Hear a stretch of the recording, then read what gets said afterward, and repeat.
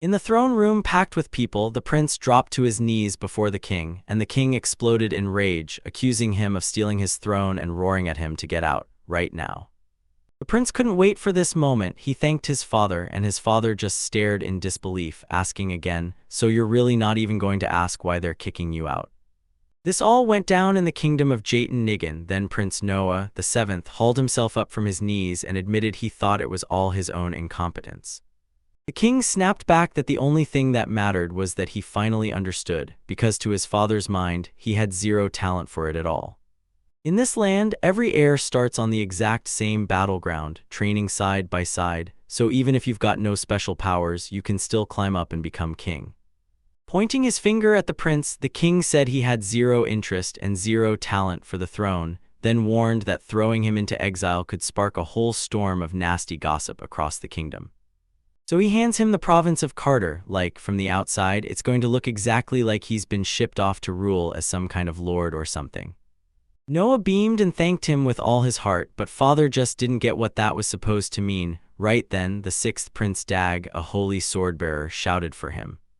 He yanked Noah by the collar and screamed in his face, demanding to know what he was doing, and if he actually cared about that throne at all. So yeah, he got expelled, stripped of his inheritance rights, and now he can't wrap his head around how anyone stays that calm. Noah assumes he just wants it done, so he'll sit tight and wait for it all to end. He said, grinning, that it was shameful, because he wanted to be king so badly, but those words only ignited the seventh prince's rage even more, and he yanked out his sword and roared that he'd anger him every single time. The king stared them down, stunned that a crown prince was trying to murder the other right in front of the ruling monk, like it couldn't get any more brutal. Doug swung with a brutal hit that made the chandelier rattle, and Noah crashed to the floor as the sword shattered into pieces. That's what left the sixth prince stuck on the floor, staring in confusion. Noah said he'd scared him, even though the guy hadn't even noticed the sword. He demanded to know if he missed on purpose, because that was the only way. This was so pathetic, and right away the crowd started whispering, totally clueless about what just happened to the sword. They thought it was just some kind of prank, because the prince couldn't possibly mess up. Then a shocking reveal dug in and proved Noah was telling the truth. He stood up to bolt, and right then a white cat with a bow slid up to him. Then as he passed Doug, he dropped that warning about hiding the skill. Doug swore his sword moved quicker than sound, and the crazy part was this: his blade was tougher than dragon scales, yet it snapped from a light tap, or at least that's what it looked like.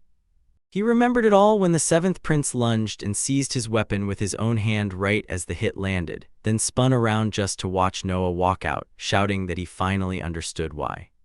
But there he stood inside the magic circle, grinning as he swore, "I'll see you again in 5 years," then promised he'd make sure he got a proper rest back in his lands.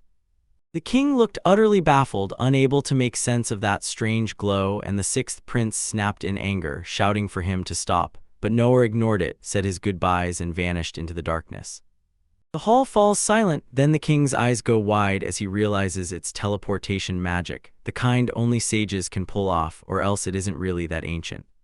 Meanwhile, the prince is jolting along in a carriage, lost in his book.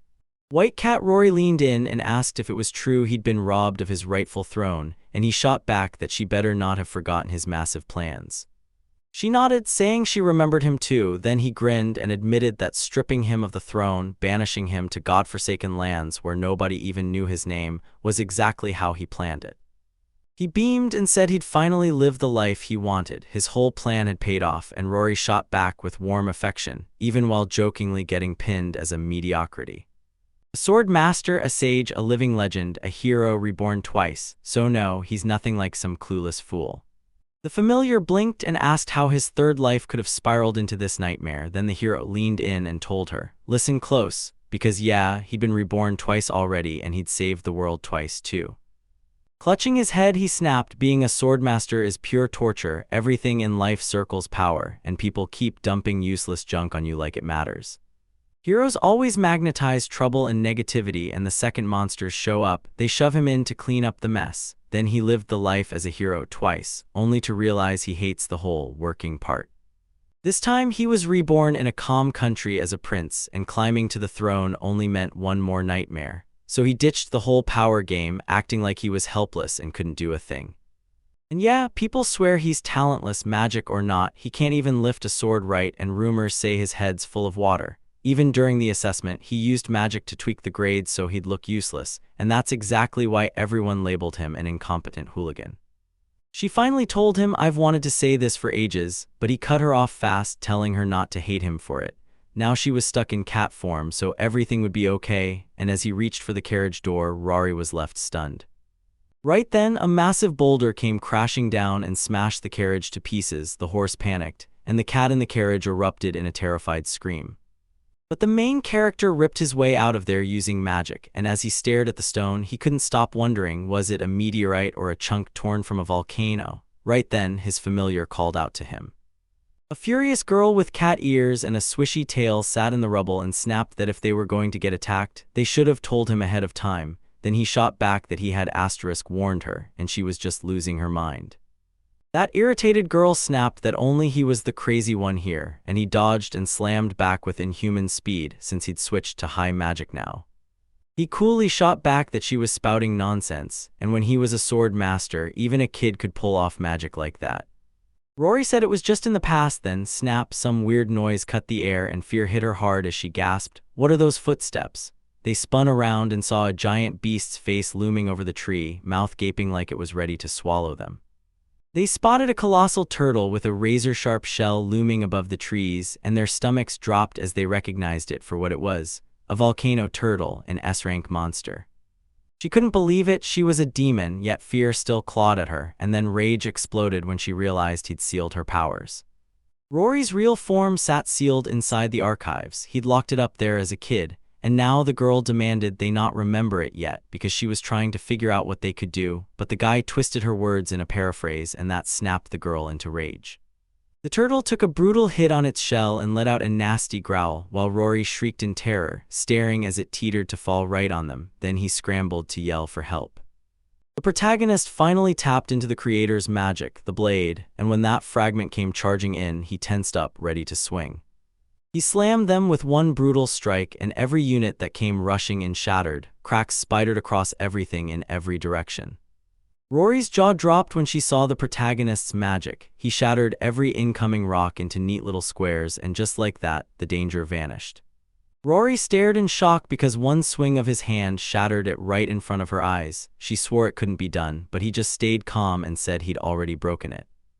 Back when he was a sword master, even a mid-level adventurer could take down a turtle like that. So she snapped that you didn't measure a sword master's life like it was some kind of benchmark, because we're living in a totally different era now. Right then, the turtle let out an earth-shaking roar, and they all scrambled to figure out what language it was speaking, because that turtle roar was grinding on everyone's nerves across the whole area. Then he focused, cradling a blazing ball of power in his hand, ready to erase her. He unleashed his magic and drove it straight at her. His fist landed and boom, an explosion ripped through the air. Rory's whole body jolted as he stared, thinking, is this some brand new, top-tier magic? But the guy shook his head and said, no. He swore it was just a normal fireball, and the blast carved a deep rut behind him. Then his frustration hit hard because the carriage was wrecked, and it only just clicked how much easier it would have been to fly. Then he bolted the second after, and the confused girl shrieked, stunned that he'd vanish on her, like he was way too gifted for someone like her. Meanwhile, the main character just floated up in the sky with terrifying calm, yet something in his gut kept buzzing that he'd forgotten something. The girl stared at the main character right in front of her, hearing him claim he'd saved her. Then her eyes lit up, because in that moment he looked like a legendary ancient hero. In the Carter province of Ein village, everyone was on edge. Then a girl burst out, shouting that monsters were tearing through the streets again, and an old man immediately told her, don't worry so much. A legendary hero once threw up an ancient magic barrier to shield this place, and now a giant spell circle hung over the city like a warning light.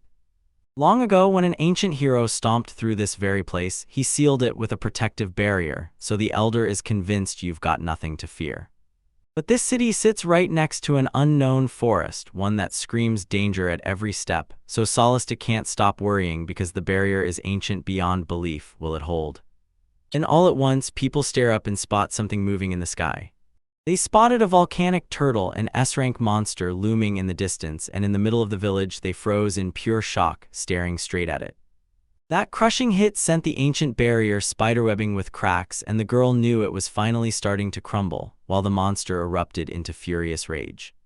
Everyone panicked. Without a barrier, they figured the place would be wiped out, and they had no clue what to do, because the monster would turn them into its next meal.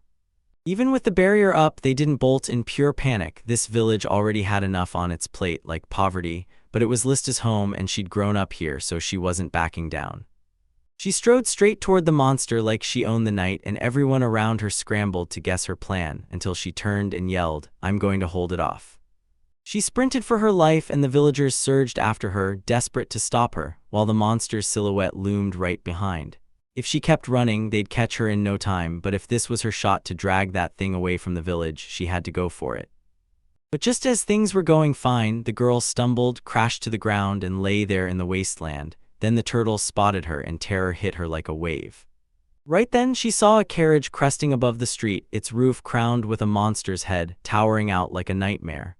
Panic hit her instantly, and she screamed at the strangers with every ounce of her strength to flee right as the monster lunged and struck. And then just like that, the next thing she saw hit like a lightning strike. The main character who just annihilated the ancient monster was standing right there in front of her. She thought he'd saved her, and the guy she was meeting for the first time looked like he'd stepped straight out of a kid's fairy tale about ancient heroes, and she was absolutely thrilled until she noticed Rory calling him.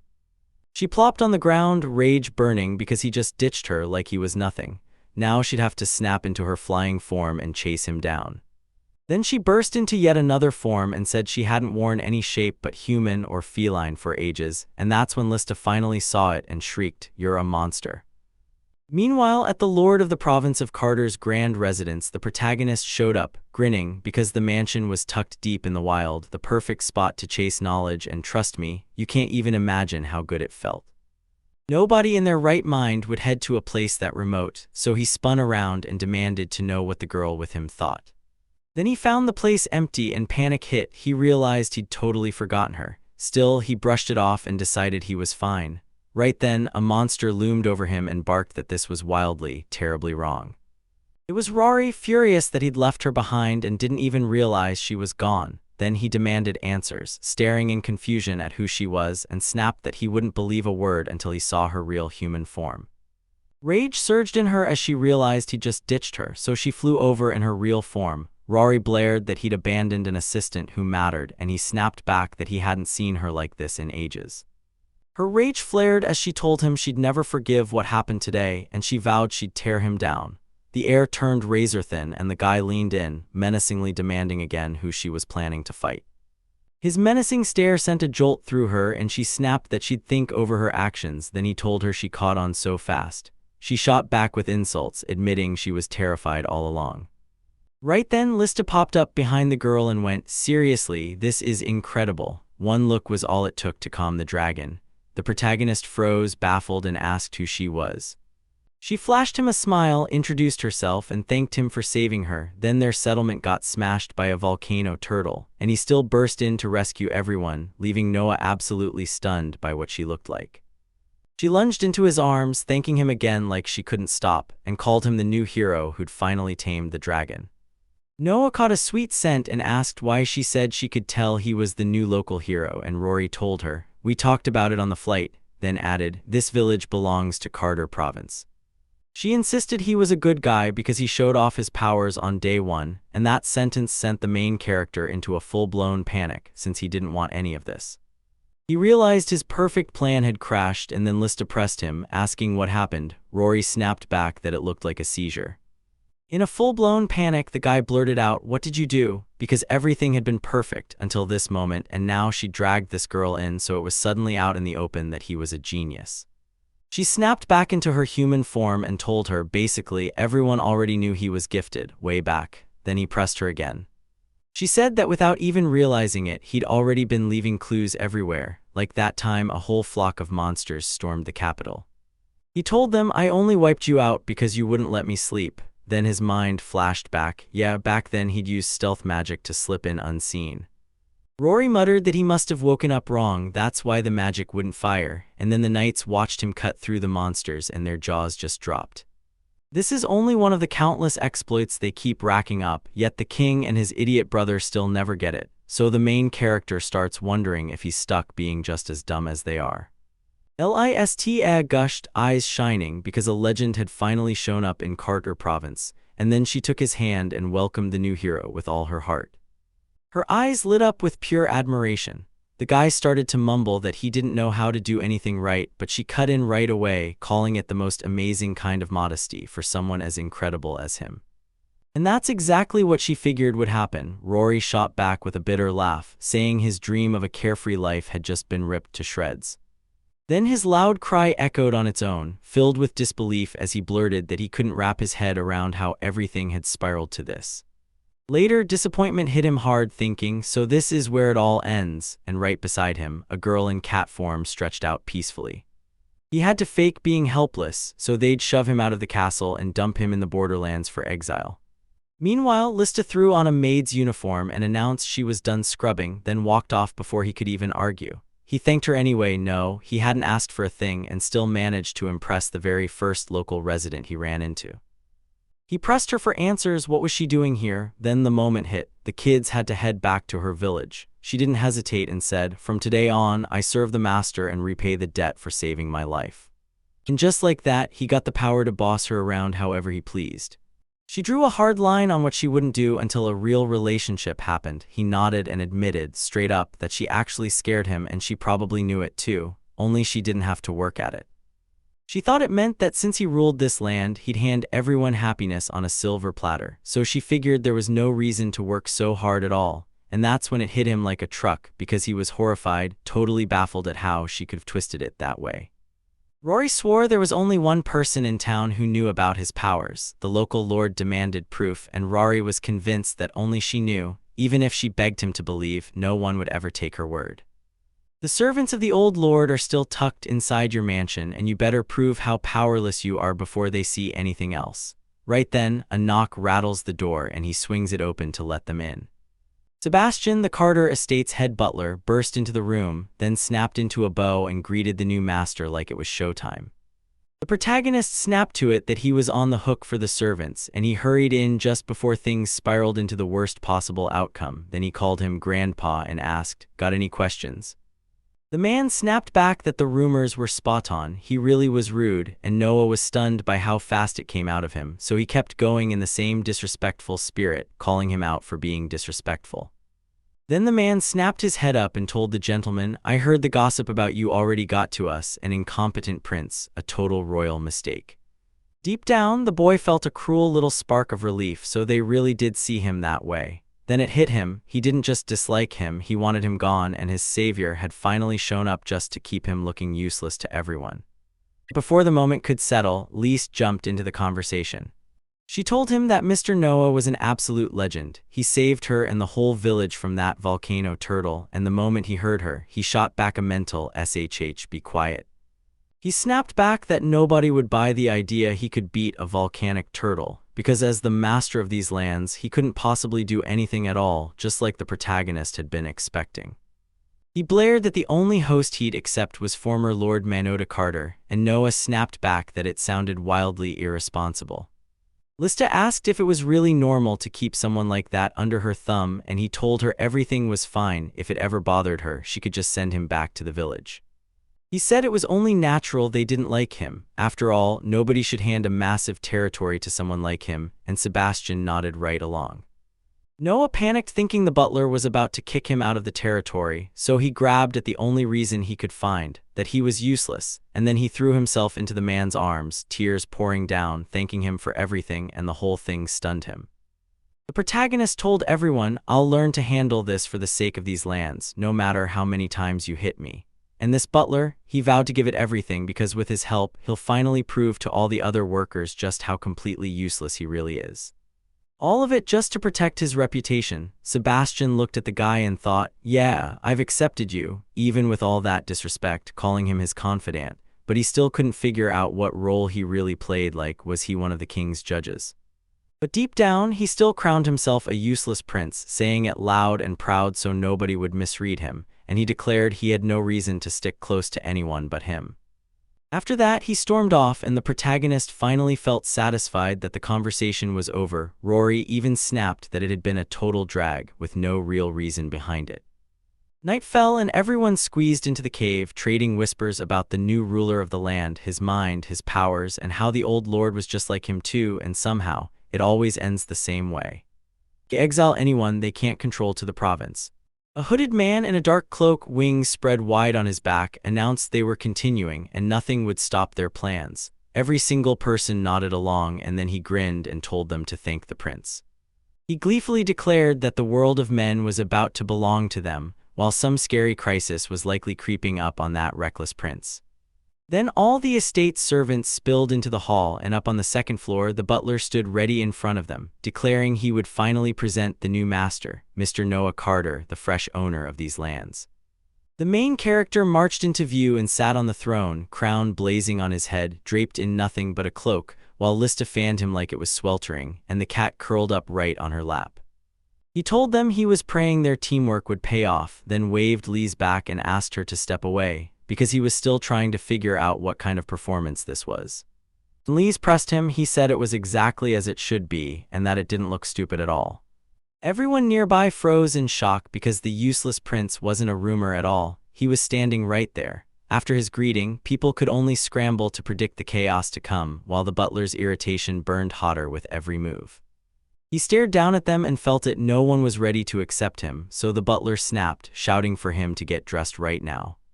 Lista felt a wave of relief. At least the butler was speaking straight to his face, and because of that, word would race through the whole place everywhere. Then Lista leaned in and wondered what he'd do next.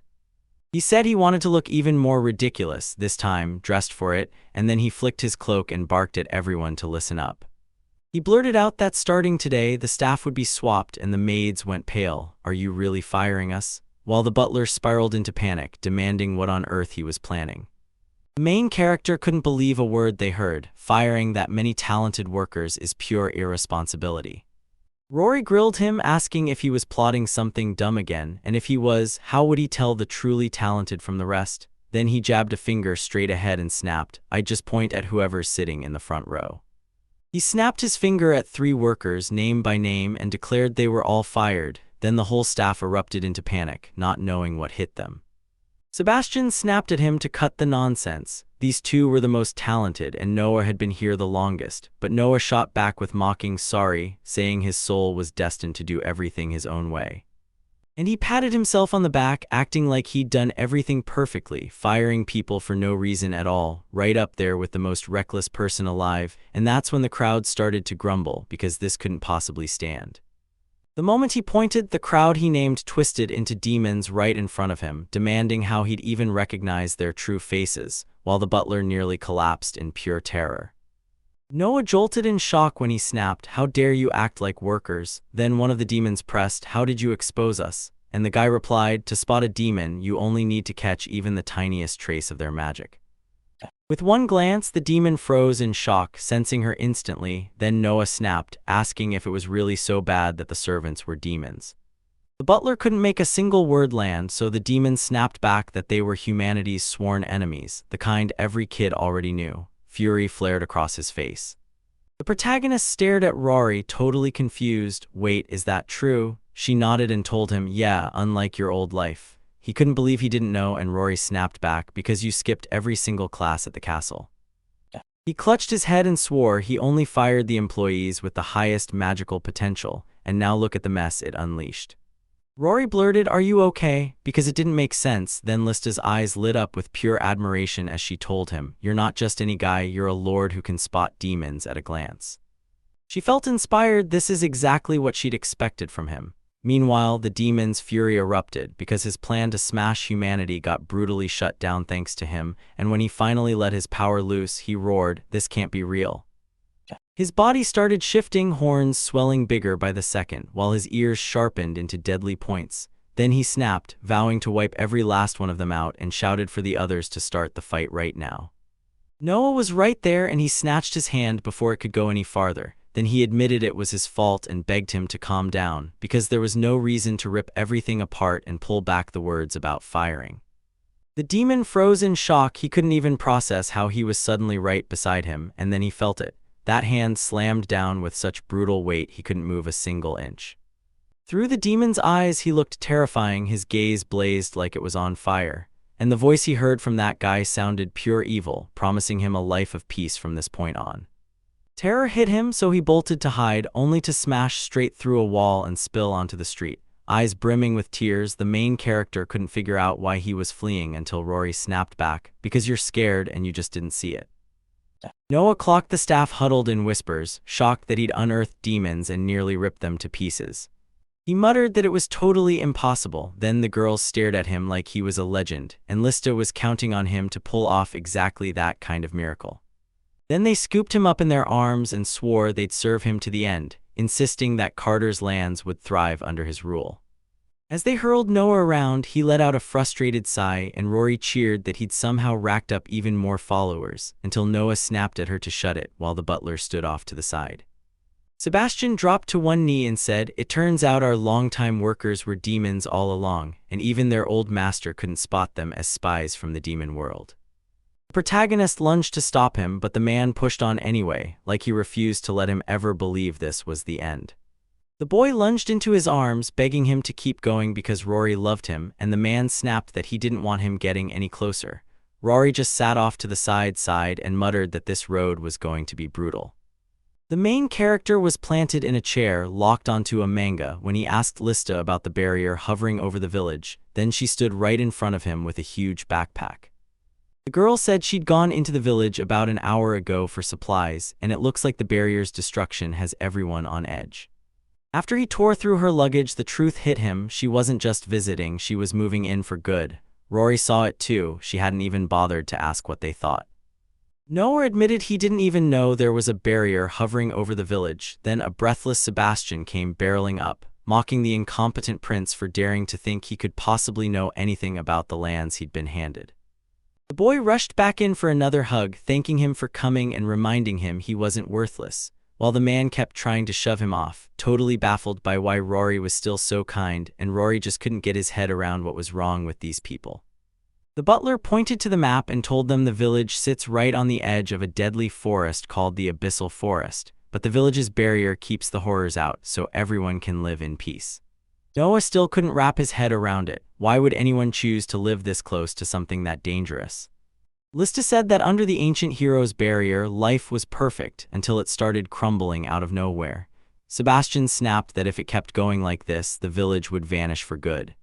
And Noah let out a laugh because somehow she treated the ancient hero's downfall like it was just funny. He warned them that no barrier could stand forever. If magic didn't keep it alive, it would crack, crumble, and slowly outlast its own purpose, and everyone there just stared in awe at how true it sounded. Lista practically burst with excitement because this was exactly what she knew he'd pull off. He'd cracked the ancient hero's barrier puzzle so fast that even the court magicians were stumped, and Noah and Rory just stared at each other, totally bewildered. Rory let out a chuckle like he'd done it again. He tried to argue that magic was simple, but she shut him down, telling him to just accept that this future was the next step from his past, and for the life of him, he'd fought that idea tooth and nail. Meanwhile, that ancient hero's barrier still loomed over the village, and the locals huddled together, whispering, "Is this guy the new master now?" He grinned and said he was Noah Carter, the prince of the kingdom, then asked what was going on with the barrier, only for them to tell him it had already started cracking before. But when the volcanic turtle struck, it shattered part of the barrier, and the people were left helpless, watching it happen because their whole survival depended on that wall.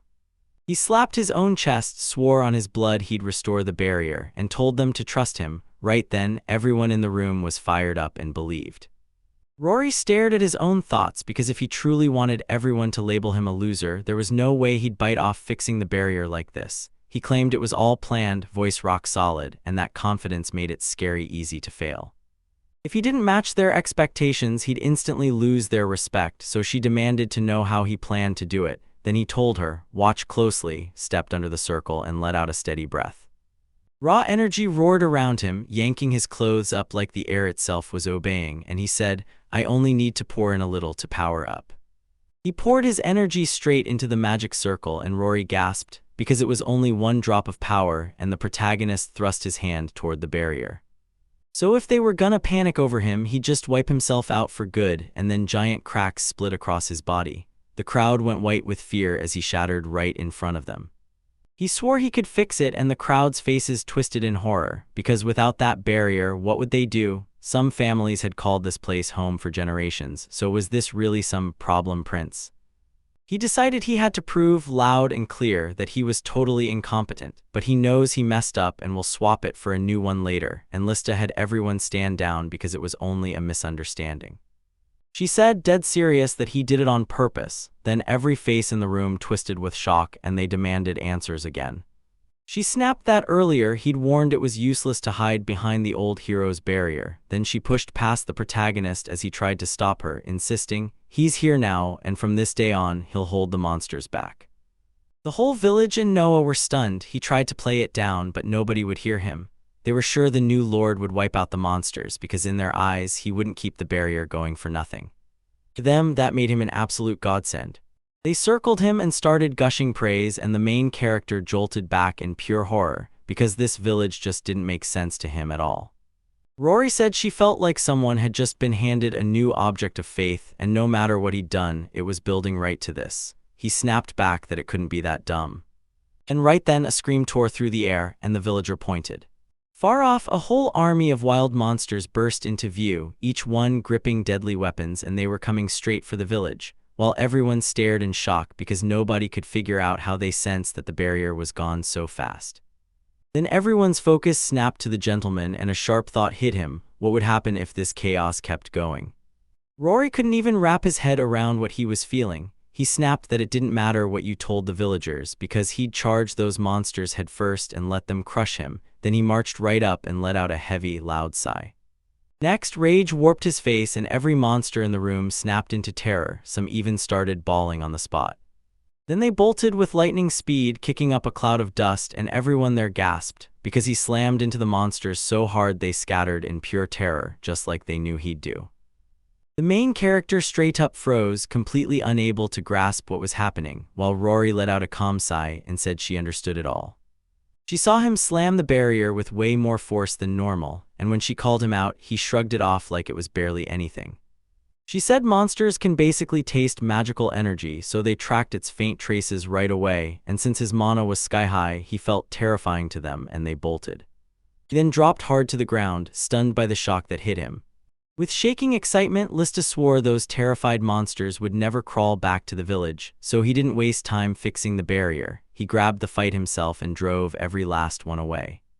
Her voice rattled right through her, and then she shot her arms out wide, standing before every villager, and proclaimed, "This is the master's power." While Noah was still trying to fight them off, the crowd had already swarmed in, singing praises to the Lord, calling Noah their savior and wonderful man, and then they went straight into prayer like Noah was standing right there with them. They screamed they'd stick with him till the very end, then demanded everyone chant praises for their brand new master. Rory just chuckled, because for once he didn't have a single hater, and the trembling kid clapped a hand over his face. Meanwhile, in the Jayton Nigan kingdom, the king snapped through the news again. Only days after the court magician vanished, he just got word that the commander of the Tatonites had resigned, and it made his blood boil.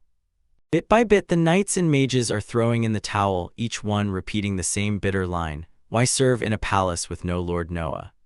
They pushed the idea of sending the prince back, and the king exploded. He hurled his glass to the floor and smashed it, then roared that this meant his call was wrong, sweat pouring down as rage took over.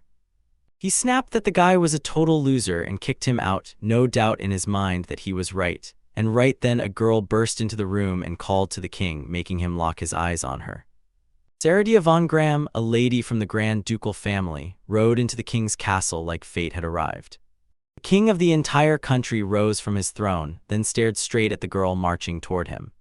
The monarch, utterly rattled, begged forgiveness for showing himself in such a dreadful way, and then demanded to know what the lady wanted, because the wedding talks they'd planned weren't happening anytime soon.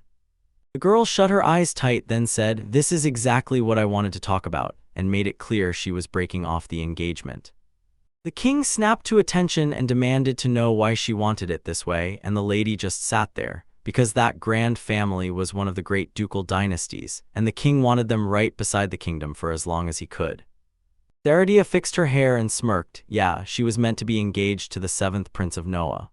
The king snapped that he'd disowned his son, then turned around and said, "If this is really about her, why shouldn't she marry Prince Dag?" The girl flashed a smile and said in the sweetest, most humble voice that she didn't want any of that.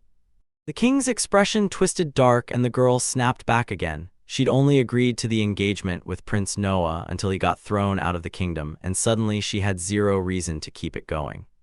The girl slipped out of the audience reception room, but then a male voice snapped from behind her, and Saradia, without even turning around, knew exactly who it was. The girl froze in place, then she realized the sixth Prince Dag was standing right behind her.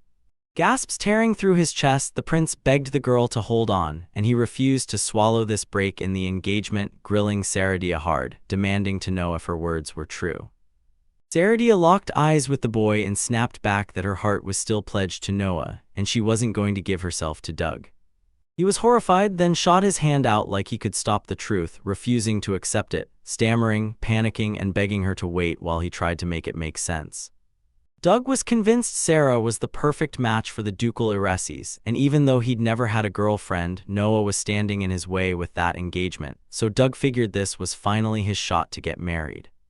Doug's eyes were wild. He forced a grin at the girl and begged her to wait, even as she stood there completely stunned by the prince's latest stunt.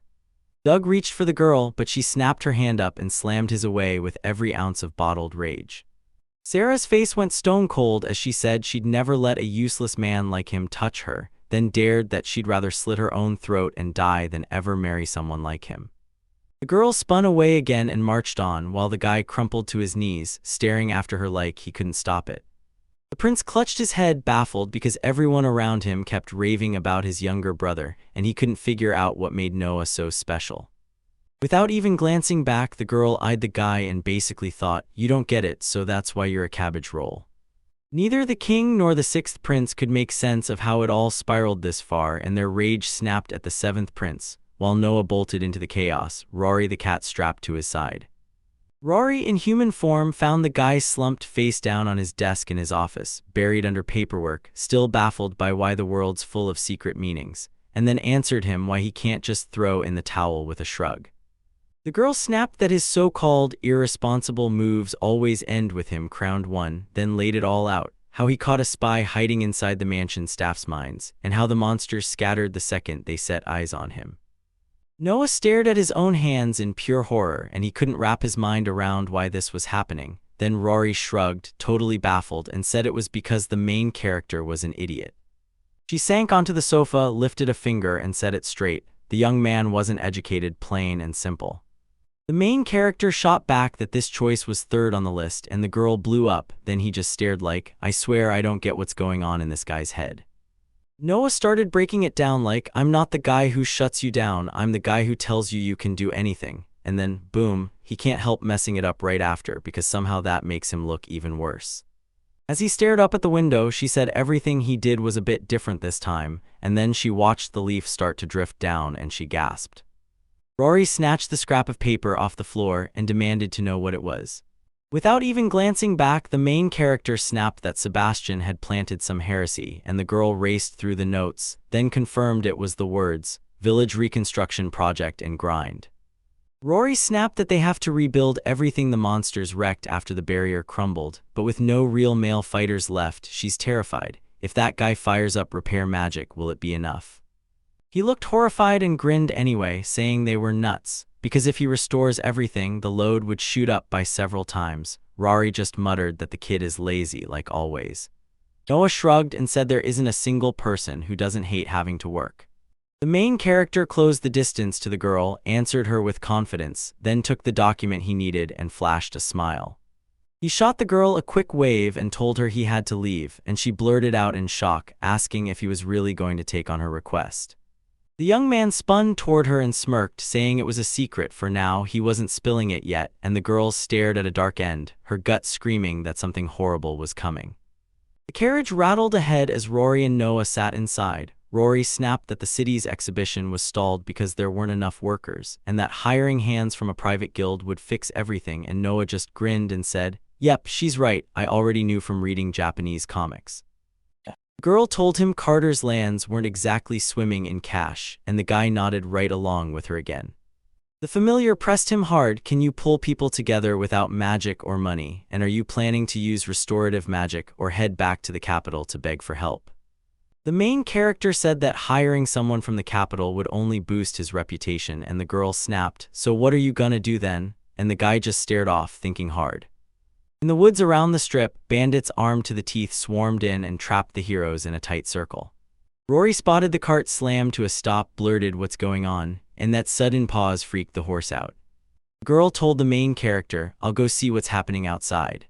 The moment Rory stepped out of the cart, a man shoved a knife to her throat and barked, "Don't you dare move." Men yanked the heroes into ropes and laughed, thinking they'd finally caught the real robbers. The main characters just stayed silent as those men praised how sharp they looked, and in that moment it felt like today was the day they'd finally walk away with some cash. Rory stared at the guy and asked what they should do, and she snapped back that these men were falling for his act almost instantly, turning everything out way easier than he ever expected. The girl couldn't believe it and grilled the guy on what he'd actually planned. The protagonist shot back that he'd bring them along so they'd do all the work for him in the cruelest, worst way imaginable. The girl flashed a smile, looking totally lost, and the robbers listening went livid at the guy's proposal. One of the bandits whipped around to his leader, and the leader snapped back, "So what do you want?" He shot back that the girl was stunning, then he cast his eyes on Rory, cat ears and all. The robber nodded at his buddy and started tearing into the main character, bragging like he'd paid a fortune for that sweet girl. Then he flushed hard when his comrades saw his mouth move. Rory's cheeks flared with a blush and heat rose into indignation as the guy stared at her and burst into laughter. The bandit boss jabbed a finger at the heroes and barked for them to snatch every scrap of value and take the girl too, so they nodded and marched ahead while Rory stood there completely stunned. The bandit boss snatched the girl into his arms just as surprise hit her. Rory's face burned with embarrassment as she leaned in and hissed to the main character what to do, because once she fully shifted into her real form, she'd wipe them all out if he didn't act fast. The bandit leader snapped at the girl to stay quiet, promising they'd leave her alive, yet the moment it landed, indignation flared up in her all over again. The protagonist broke free by untying his hands, curled his fingers like a loaded spring, then snapped right across his forehead with one sharp crack. That finger strike packed such a brutal wallop that it yanked the bandit leader and the girl off the ground, leaving his own men staring in stunned silence.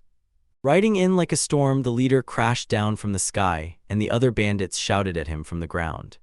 While everyone was staring at their leader's downfall, Noah lunged in and snared Rory. The main guy kept his face hidden, snapped that they were idiots, and demanded what the heck they planned to do to Rory once they took her. The girl's cheeks flared again, but before she could finish, the guy cut her off, shouting, "Bandits, fools." Rage burned in the protagonist's chest as he realized they were about to snatch Rory away and plot something disgusting, exactly like the comics he'd been devouring. The girl flared with indignation and snapped, "Why do idiots always keep showing up around me?" Noah let the girl drop to the ground, rubbed the back of his head, and told her the show was over, because the bandits were about to swarm him. The main character grinned and told them straight up, "If you don't want to die, then you'd better keep quiet." Rory nodded and added, "That's exactly what the bandits always warn people with." But his words didn't slow a single bandit. When they charged, they barked that they'd never back down, not after something like that. The main character lunged at them with a rope and smacked them hard in the most sensitive spots. Right then, the guy snatched control and tied them up before they even figured out what was happening, pure shock on their faces. The bandits stared in shock at who stood right in front of them, then the main character only spun around, locked eyes with them, and flashed a smile. Back at the estate, Sebastian spun around, totally baffled, and demanded to know what it all was. Right in front of him, 6 men were bound up tight and sitting on the grass, helplessly staring back. Noah shot back with a grin, and Sebastian finally heard what he needed to know. His village had to be rebuilt, so the wonderful master sent the workers right away. He shot his finger up and promised, "We'll do anything." Then he just stared the bandits down, totally free of charge. The robbers were left baffled. Noah yanked the bandit leader by the shoulder and told Sebastian he believed the village could be built right here with these people, so much so the bandit leader was utterly stunned. Sebastian fumed, completely thrown off. Right beside him, Lista also looked just as shocked, locked in beside that man. Sebastian snapped that it was unthinkable to hire people like that, uncontrollable, and even worse, hand them the job of fixing the village's body since nobody even knows how they'll act, and then the protagonist swung his gaze back to the man. Noah asked the man if he wanted to ditch the workers he'd personally picked, because Noah was sure they'd nail every job perfectly, and that confidence left the robbers dumbfounded. Sebastian shut his mouth and Lista spun toward her master with a bright grin, delighting him to no end. The young man figured these guys would drag his reputation down, and with that thought, he finally let out all the pent-up tension like it had been choking him. Suddenly, the main character watched the robbers start to sob and turn their faces toward him. Bandits wiped away tears of joy and the mess from their faces, convinced they'd just stumbled upon someone truly, wonderfully special. Noah didn't get what the gesture meant, so he tried to play it cool and flashed a forced grin. The bandit boss grinned and bragged that sparing folks like them was generous, then he slapped the main character with the title Master. He stared at the bandit in total confusion, and the bandit's hands clasped to their chests said, "We didn't choose this life. We got thrown out after losing our jobs and our families, chased from every place we knew, so we had no money left for food." The bandit bowed to his master and said, "Panther, the chairman of that private company, accepted our request." Noah snapped back at him, and Rory said these dudes were the big shots around town, while Sebastian chimed in that if you really think about it, things were actually going smoothly. Sebastian blurted out everything he'd heard, how elite workers from a secret guild were nabbed, all because a corrupt duke was pulling strings, and he even asked if Mr. Noah might have known who they were beforehand, but the young man shut him down. The Panther leader grinned at the boys, told them to drop their knives, and gave them a new mission, pick up the nails, because this was their first real job. With joyful shouts, the men shot their hands up in the air, while Noah and Rory stared at the boys in stunned confusion and bitter disbelief. The protagonist spun away and clutched his own face, realizing his plan had completely crashed, while the girls stared at the young man, utterly lost. Sebastian watched Noah crush the bandits and reel in workers right away. Suddenly, the Duke snapped back to his senses and told him straight up that those mountains weren't just one problem, they were packed with trouble, and there was no way the main character could handle it that easily. Suddenly, the gate blasted open, and the horse-drawn cart thundered straight into the courtyard. The stripes barrel forward straight at the heroes, side by side with those uninvited troublemakers. Noah and Rory were absolutely stunned, staring around like, wait, what is even happening here? Suddenly, a woman's voice crackled from the stopped carriage, and she blurted out an apology for crashing the visit without warning. The girl burst out of the strip and said, "We're here to help you," then marched forward. The young man couldn't wrap his head around it, so he blurted, "Wait, where are you guys from?" Saralia walked in with Teta and Riza, and one of the girls immediately shot back that it had been forever since they'd seen each other. Then she turned to Noah. The main character was totally clueless, so he blurted out, "Let's ask the girls where they're from." The guy stayed totally lost until Lista stepped in and grilled the gentleman for who all those people were. The protagonist shot back that they were just old acquaintances from the royal palace. Teta, the Royal Knight Squad's commander, lit up as she told Mr. Noah she'd never forget meeting him again. She'd heard he saved the locals who were drowning in monster attacks, and that he'd become a real master of his lands, so her eyes sparkled like crazy. The girl beamed and said she was insanely moved by the main character's spirit, then swore she'd dedicate her power to him. Noah was totally lost and demanded to know how the talk spiraled into that.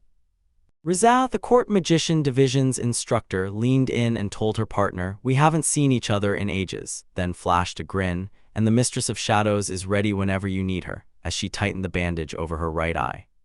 Noah pivoted in the hallway, lifted the conversation on that spot, and demanded to know why she was stuck in a remote place. He couldn't stand living out in the wild, so the girl started to explain, cheeks burning with embarrassment. Riza shot back that the moment her partner showed up, her own words suddenly made her feel painfully embarrassed too. The girl repeated it like a warning. She'd been dragged here by a shadowy god to serve her soulmate. So the protagonist nodded, totally confused, while Rory snapped back that the night of muscles over brains and the witch fawning over the guy was piling up real trouble for him. Saradia blurted out that she'd met the girls on her way here, clocked how insanely strong they were, and decided they'd be perfect, so she grabbed them and brought them along. The girl beamed and greeted him again like no time had passed, and you could feel it. Yeah, they hadn't seen each other in ages. The main character suddenly started stammering, nodding along with Sarah, his mind screaming that she had to be the reason those new guests had shown up. She recalled how everyone called her an acquaintance, then admitted it was because they never had the time to marry and give their lives to each other. Lista stared in shock at that. Sebastian went still and thoughtful, and Noah just grabbed his head, completely baffled and lost. Sebastian reminded him she wasn't just the lady with the right, she was the heiress to one of Carter's most powerful ducal houses, tied to the city's most famous knight, and even trained as an instructor for the court magicians across the land. Lista said with a grin, "Of course this is how Mr. Noah works, just like I expected. He pulls in influential people like it's nothing." The protagonist wore a confused smile and asked why all this was happening, and Rory shot back that she was starting to believe Sir Noah is the one everyone can't stop talking about. Noah snapped at the boys to head home, saying this wasn't the spot for the Duke's daughter or any big-name celebrities to be hanging around, and Rory just pointed out, "That's the prince of the whole kingdom speaking." Ada shot back, "That's exactly why we can't walk out, because we're desperate to help Noah." Rizab burst into laughter and told Noah, "As long as you're our idol, we'll stay right by your side."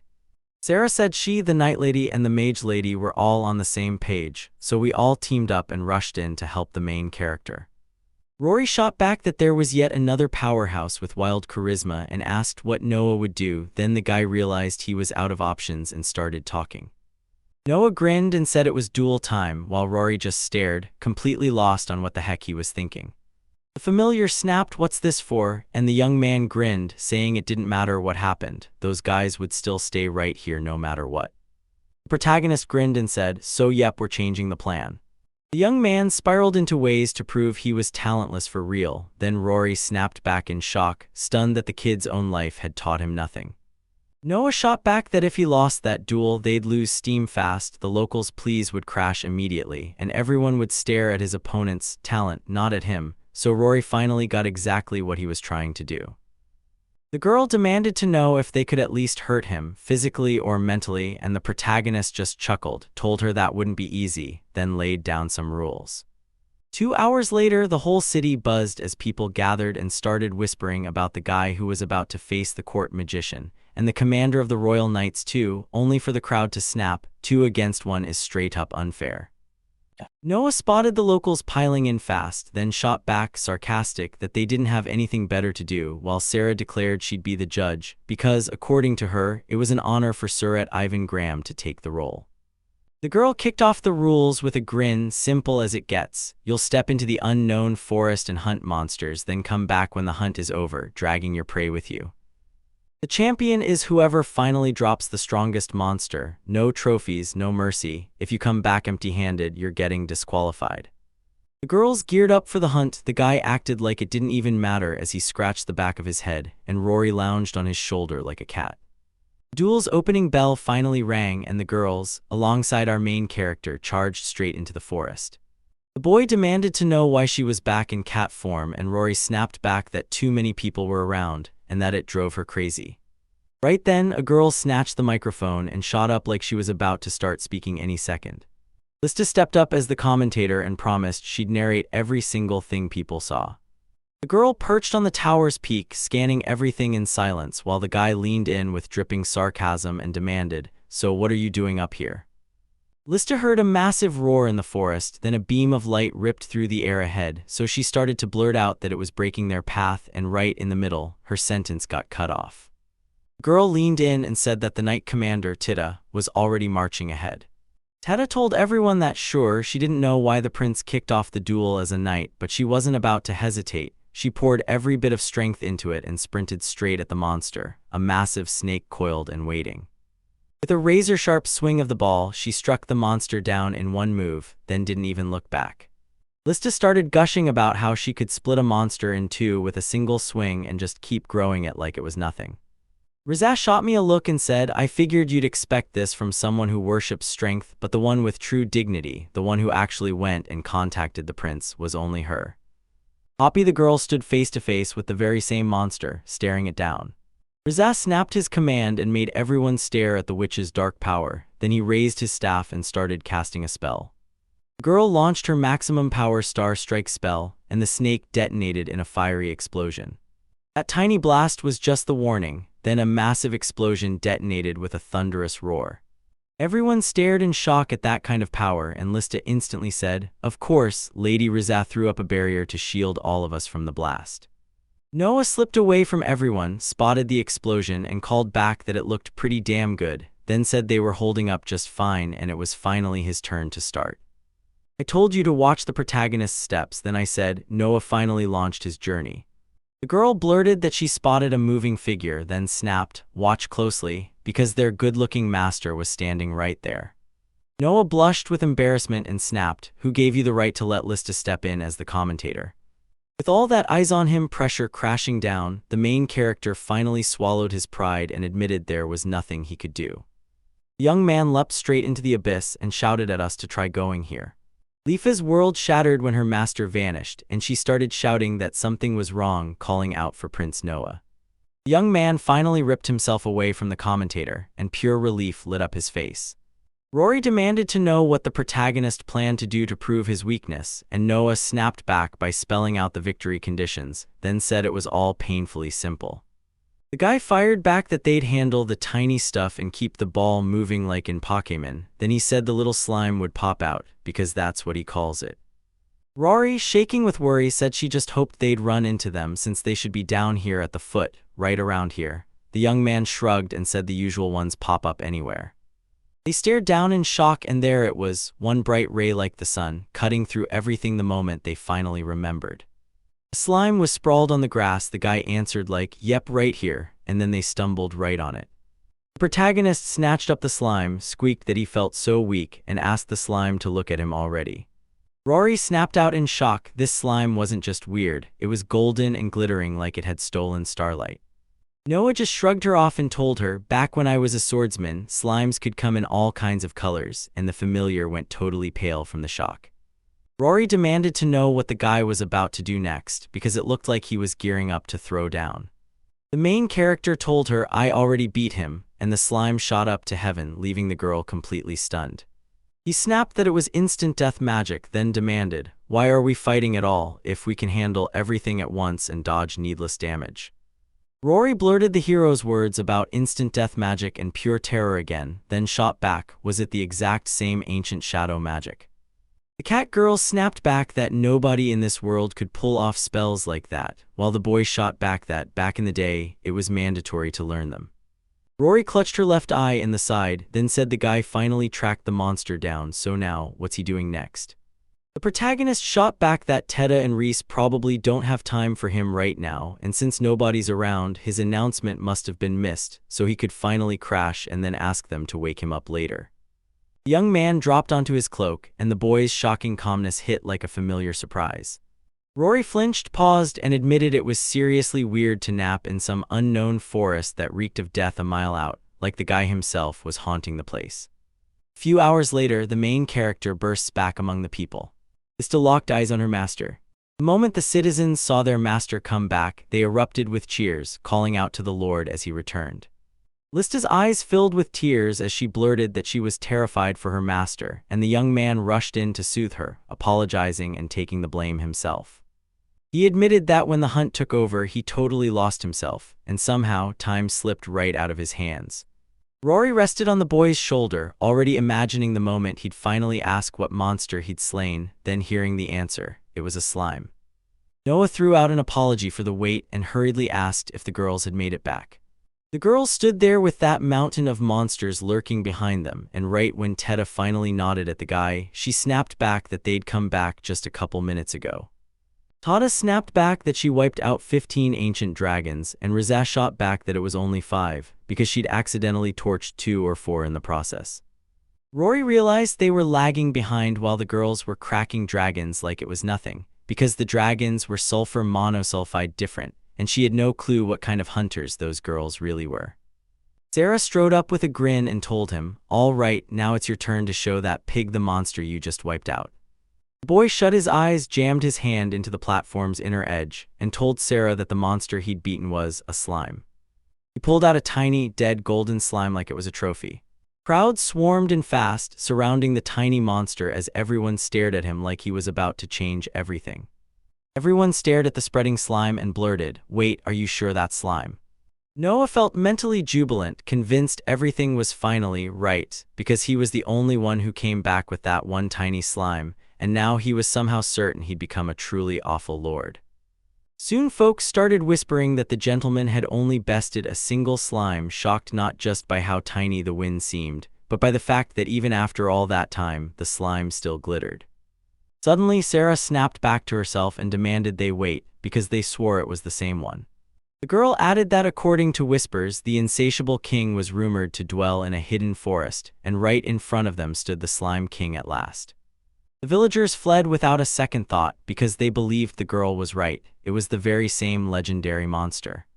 Teta and Rizaz started blurting it out. This tiny miracle monster cost more than 5 ancient dragons, and they still managed to haul the king of gluttony in their chains. Sarah lunged in for a hug, then declared on her family's honor that Prince Noah was the winner, and the poor guy nearly choked on shock. With tears threatening to spill, the main character just couldn't wrap their head around it. Why did everything always end up like this? Leaf's eyes burned as she snapped her gaze to the Lady Knight, while the Lady Mage declared, "You were strong, sure, but this was never going to be that easy. Everyone could see it. Only the master is worthy to rule these lands." The crowd throws their hands up in pure joy, cheering exactly like their lord had promised. Rory clocked how painfully obvious it was, and as the guy trembled in pure confusion, he shot back, "I did it again." On a perfectly normal day at the Carter estate, the Duke paced the grounds while Lista scrubbed the windows, making every pane shine. Teta and Rizaz, with the guards right beside them, blasted through ball training and even drilled witchcraft. Sarah sank into her seat, cracked a grin, and got lost in her book. The main character was dead asleep at his workplace, slumped right there at the table like he owned the place. Rory, trapped in a cat's body, curled up beside the main character and cracked one eye open, only to spot a ton of chaos swirling around Noah, and as sleep dragged her under, she started to replay the moment she first met him. The archive sits in a whole different dimension, tucked away where the world's secrets are stored from the very day it began, yet only sages touched by goddesses can reach it, and even then, they don't get to stay long. For as long as she could remember, Rory the White Dragon had stood guard over that place, while strangers crowded it wall to wall. But one day, while the White Dragon was dead asleep, a portal suddenly burst open in front of it. A tiny little boy burst into this world through a glowing portal. The moment the boy stepped into the library, surprise hit him, and then he started worrying, will these books get soaked out in the open air? Until he suddenly felt someone standing there. A massive white dragon named Rory swooped in behind the guy, and the whole scene froze. Noah, a 6-year-old boy, looked at the dragon and blurted that it was ridiculously cute. Rory couldn't believe it, the kid was actually in the archives. The mighty dragon towered over the boy and roared, demanding he tell him who he was. Noah stared down the dragon as Rory tried to figure out who that kid really was, and even with him looking like a sage and carrying a goddess's blessing, he still didn't match, so Rory decided he had to be an intruder. Her mood snapped instantly, and she warned that the intruder had to be destroyed, because that's exactly what the demon guardians of the Forbidden Archives were sent to do. Rory snapped her mouth open, ready to unleash her magic. As soon as it took off, the dragon let out a brutal burp and blasted flames straight at the guy, dead set on killing him. Fire magic erupted, twisted the world into chaos, and blasted books flying through the air. The dragon slammed down on Earth again, convinced she was Rory, a demon, one of the 7 the goddess forged, because her power is instant regeneration, fueled by lightning-fast cell growth that keeps her body whole and untouched no matter what hits her. Noah wasn't terrified, he just winced as dust shot into his mouth. The sight totally blindsided the dragon. She still didn't get it, her magic didn't leave a single mark on him, and somehow this little guy just shrugged off her hit without even a scratch. The boy dropped into a crouch on the ground just as the dragon launched into the sky. Noah stared at the dead flower, then healed it again and again, like his magic was a weird blend of destruction and reunion, and with a sharp lift of his finger, it came back to life. He shoved his way through repeating the dragon's magic and fired off, "Am I doing it right?" Rory was totally blown away when the guy said, "Think about it up close, it even looks boring." Rage simmering, he demanded to know who that guy was. The main character snapped back that when you ask someone their name, you've got to introduce yourself first, like his grandmother taught him.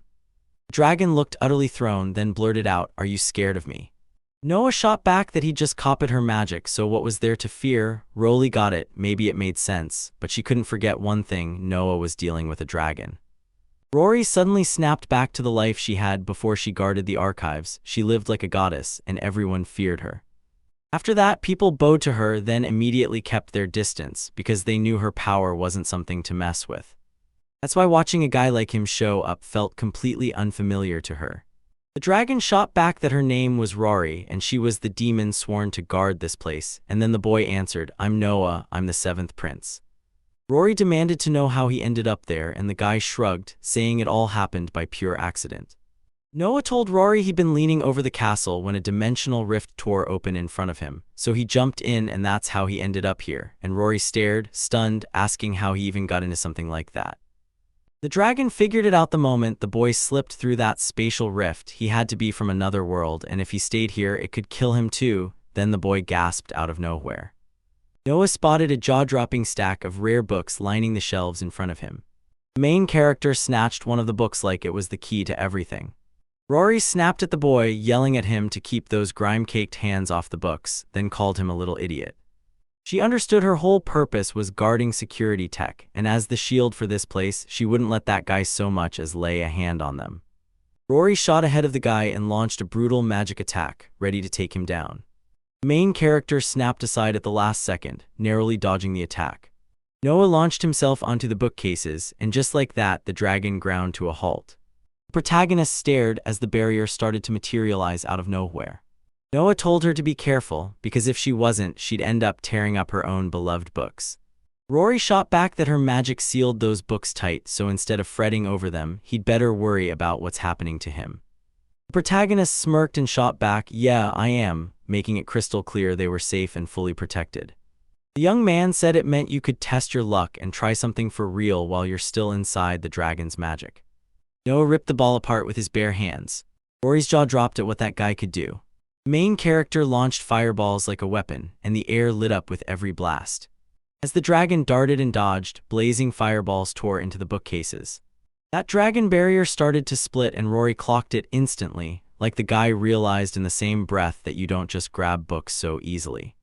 The protagonist flung his arms wide and shot back, "Enough, this ends now, or the dragon will strike us from behind." Right in front of Rory's eyes, a massive glowing circle packed with pentagrams erupted out of nowhere. Rory froze in shock while the guy just grinned and let it slide with forgiveness. He told her he didn't care what kind of book demon she was, because all he wanted was for her to stay out of his quiet life. Noah slapped a triple seal onto the dragon. Suddenly, Rory, now wearing a girl's body with cat ears, plunged out of the sky and crashed straight into the archive. Rory was totally lost, then blurted out to the guy, "What is it?" She snapped, "Idiot," then demanded to know what he was wearing, and how on earth she could fit inside a body that tiny. The protagonist shot back that he'd sealed every last bit of her power, then tapped the cover of a Japanese manga, showing a girl who was basically a copy of Rory. The girl snapped back that it was totally impossible for some kid to seal the powers of a top-tier demon, and who the hell was he anyway? The protagonist snapped back that he'd already told her his name earlier. With a grin lighting up his face, the young man said he was the 7th Prince of Noah. Noah shot back into the archives through the portal and waved Rory over like it was no big deal. The girl snapped back in pure rage, "You came again, this place is off limits to strangers." Then she climbed up on the closet like it was her throne. The main character flashed a grin and said, "If I've been there once, I can teleport back anytime with my magic." The girl warned that it was top-tier magic, then he just shrugged and didn't believe her. The boy slid in beside the girl, cracked open a Japanese manga and went, "This is unreal, manga is seriously fascinating." The girl nodded, knowing it was real, and then she pointed out the archives weren't just books, they were filled with stories ripped from totally different realities. Rory fretted he'd end up cracking open forbidden books, but instead he picked up manga, let his shoulders drop, and admitted the kid had great taste. The young guy snapped the manga shut and spun toward the girl. The protagonist grinned and asked the girl if she had any recommendations for him, something he could earn respect with. Rory lit up with joy and snatched 2 books. "These are seriously amazing," they said. A little later, the girl came back with a fresh stack of books and said with a bright smile that these were the most wonderful of them all. The main character beamed with excitement and blurted out, "Can I take you with me?" Without even waiting for a reply, the guy ripped open a portal to his world, waved goodbye and left. Rory's heart sank a little, but she still managed to wave him off too. But the girl lit up with pure joy. He was coming back here again, and to her, this casual, offhand kind of speech wasn't anything like what she'd heard before. Rory snapped her head toward the guy everyone blames for ruining her whole book, then jabbed at the cover, grease stains smeared all over it. Rage swelled in her chest as she stared at the guy munching away while clutching red books like, everyone knows you're not supposed to eat with books in your hands. Noah shot an apology and fired back, saying he'd made the mess and didn't even realize it. Then after he fixed it with magic, he declared it was just like new. Noah broke down in tears. People swear this book hits harder than anything, and Rory slid in beside him, staring with sharp, curious interest. She stared at the cover and lit up, saying she loved it too, then pitched a fresh book by the same author, and the protagonist just nodded, impressed by how spot-on her taste really was. After a while, the main characters snapped at each other, traded insults, and let their clashing tastes turn the conversation into a full-blown fight. Noah said this comic hit harder in this author's hands. Rory shot back that he'd totally lost his mind, and his taste was straight-up awful. He asked what she meant, then flipped open his top 3 manga, holding up 3 books for her to see, so the girl nodded like, "Yep, you're onto something," and he immediately pushed, "All right, then show you my favorites too, what do you think?" Rory grinned and shoved his 3 manga in front of him, and the other guy instantly clocked that he was a total loser. Wilted admitted he'd been crushed, and the girl struck a proud winner's pose as she let out a bold, victorious breath. Rory shot back that the books she picked were the best, then the guy bristled and insisted his own books weren't any worse. He snapped the book shut and said, "It's already late, I've got to head home." The roll sank into sorrow and stared at the guy, but he caught it, and then you demanded to know what was wrong. The girl looked crushed and begged the guy to stay just a little longer. He shot back that even if she begged him, he still couldn't stay because his older sister, Misan, would start clocking every minute. The girl got it. The main character snapped his head toward the girl. Noah leaned in and asked if she was ready to escape this place. The guy shot the girl a grin, then reached out his hand and practically dared her to run off with him together. Roll stared at him, fuming, and snapped that it couldn't be done, because she was the guardian of this place.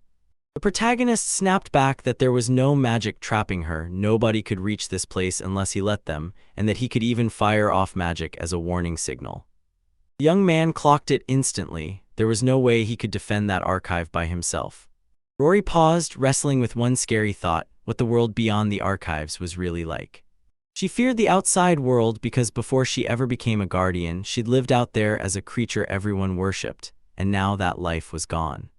But Rory remembered how fast that respect flipped into full-blown hostility. Suddenly she wasn't just disliked, she was everyone's enemy. She tried to bolt, but people hunted her fearlessly, showing just how quickly hate could ignite.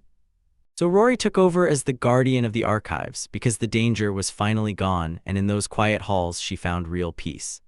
The girl figured she'd never escape this place, because if she stayed, they'd stop turning her away and start accepting her, and that scared her more than anything. Rory was drowning in her own thoughts when the guy cut in again and demanded an answer. The girl opened her mouth to speak, but no sound came out. Then frustration flared and rage took over.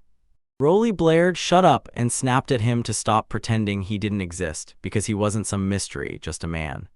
Noah stared at her. She snapped that she was a demon, the deadliest the goddess ever forged, and told him a guy like him just couldn't possibly understand. Roly snapped that she hated him, shoved him out, and told him to never come back, even though the girl knew it was just a lie. Still, she broke down crying and blushing at the same time. He spun away from the girl and shot back that he'd do exactly what she said. The main character dove into the portal, and the girl only managed a strangled gasp, reaching out her hand for him as he vanished. Rory dropped her hand, admitting, "I know it was my mistake, and she knows that too perfectly well." Suddenly, the girl broke into tears, and she didn't even know why her eyes betrayed her like that.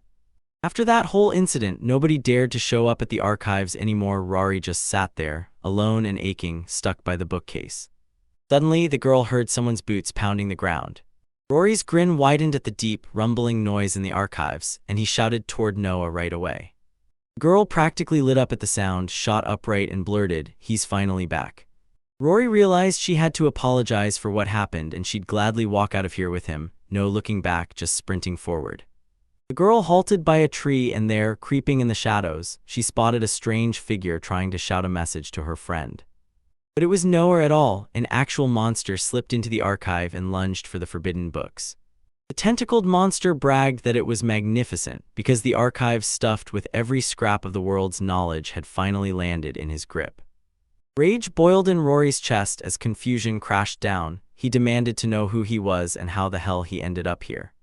The monster clocked her instantly and realized she wasn't some random civilian, she was a local guard. The monster spat that she was an idiot, then sneered that she didn't even realize the barrier on the ground had weakened. The girl's eyes widened. She suddenly remembered with a jolt that Noah had sealed her powers. The monster leans in and asks, full of insight, if she can defend the archives just like this. The girl refused to take the bait and snapped at him to get lost from the books, because he was nothing but a lowly offspring. The monster snarled at her to move, right now, and called her a useless guardian. He yanked the girl up with his tentacles, snatched her, and pinned her in place without mercy. The monster yanked the girl up and left her dangling from a tree as she thrashed and begged. Then it growled, asking what she was trying to do, and ordered her to let go. The monster snapped that she'd better stay silent, then demanded she just watch while he devoured every secret the world had to offer.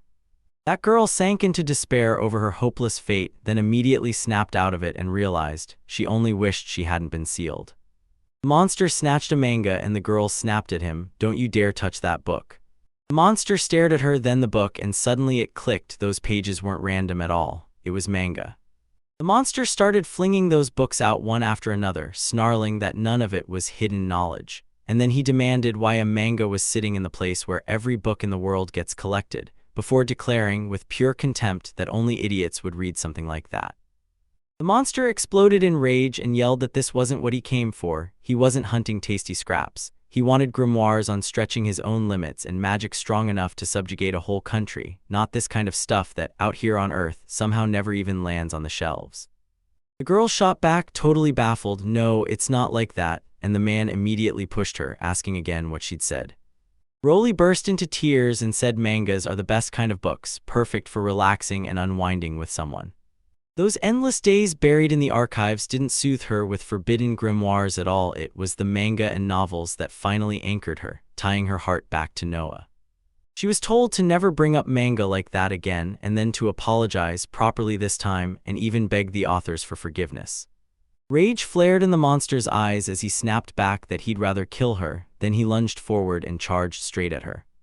The monster cackled even louder, wrapped its tentacles around her, and squeezed to choke her. Rory hit rock bottom, then blurted Noah's name, begging him to save her. The monster craved her death with everything it had. The freaking portal suddenly tore open in front of them. Noah burst out of the portal and sliced the monster down in one strike. The monster couldn't figure out who showed up at the archives until Noah grinned and said it was teleportation magic. With his final breath, the monster choked out that he had no clue about teleportation magic like that. After he hacked off the last tentacles, he snatched Rory as she tumbled down, catching her mid-fall, and blurted, "Are you okay?" The main character slammed the girl down and let her go, and she snapped back that he was here to save her, while the other guy braced to argue it was all just a coincidence. Noah jumped right in and told her he just decided to take a break from reading the mana, so he hadn't come to her in a while. Then he pointed at the book and demanded she see exactly what he'd done. The guy shot back that manga are still the best books, and the girl's eyes instantly watered, totally moved by it. He stared at him and demanded to know what just happened. Rory cut him off, lunged into his arms, and blurted his name like her world depended on it. She started telling me that when he vanished out of nowhere, her heart just assumed he'd never come back, and she'd never see him again. He leaned in, told her not to worry, and gently stroked her head. She started to say the real reason he couldn't break through, he was stuck traveling with that family and he couldn't exactly refuse. The girl just asked, "You're serious?" in pure amazement. The kid blurted that he wanted to say no and keep reading, but they shut him down, no choice. Then it hit him and he reached into his inside pocket like a sudden realization. Noah stepped in, offered to check it, and yanked a tape out from there. He tied a bow on the girl's uniform, told her he kept picturing how perfect it would look on her, and that's exactly why he bought it. The girl grinned so hard it hurt, and the guy leaned in and told her it was a gift. The young man grinned and shot back a heartfelt thank you for standing guard over the manga. Rory got shaken all over again, then her cheeks flared red as she broke down in tears. The girl pulled him into another hug, and he was left completely baffled by what was happening. Rory snapped her decision into place and told him she was going with that guy to the outside world. The main character practically lit up and nodded in agreement. Noah said he'd slam a barrier down right here to stop any more intruders, and if some otherworldly thing ever slipped through, he'd feel it instantly, so this should be problem-free.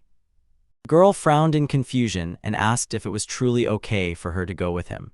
He paused for a beat, then told her, "You've hooked me up with so many killer manga, and I still haven't asked you for a single thing in return."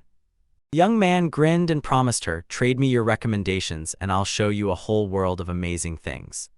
Rory nodded in agreement. "Trust me, you'll learn a ton with him." And the two of them stepped through the portal side by side, and just like that, the demon keeper of the archive ended up as the assistant of the unstressed prince.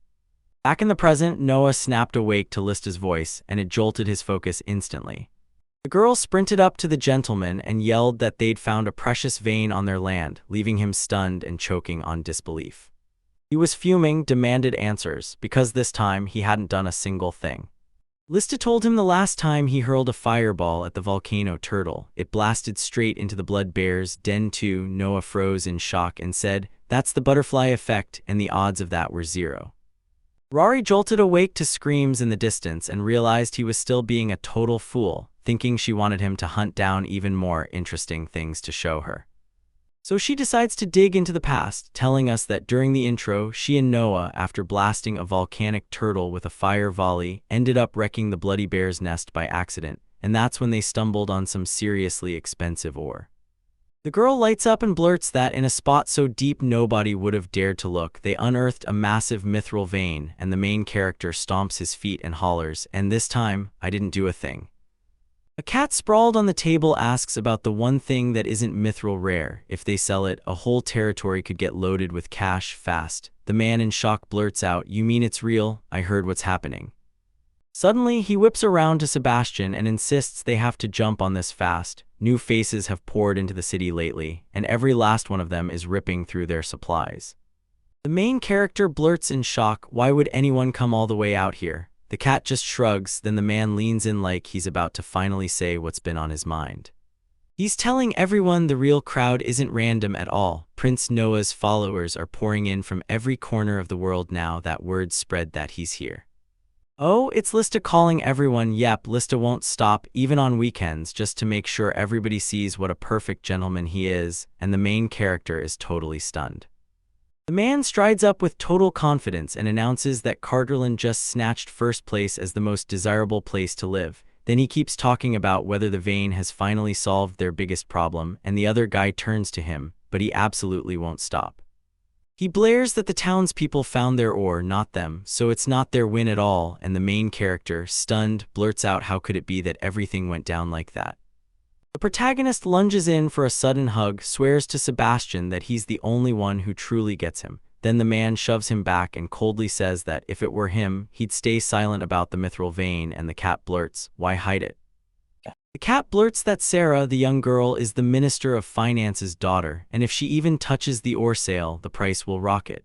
The main character snaps that it's a nightmare for his image, calling it the real horror of being a blockhead, and the cat just laughs back.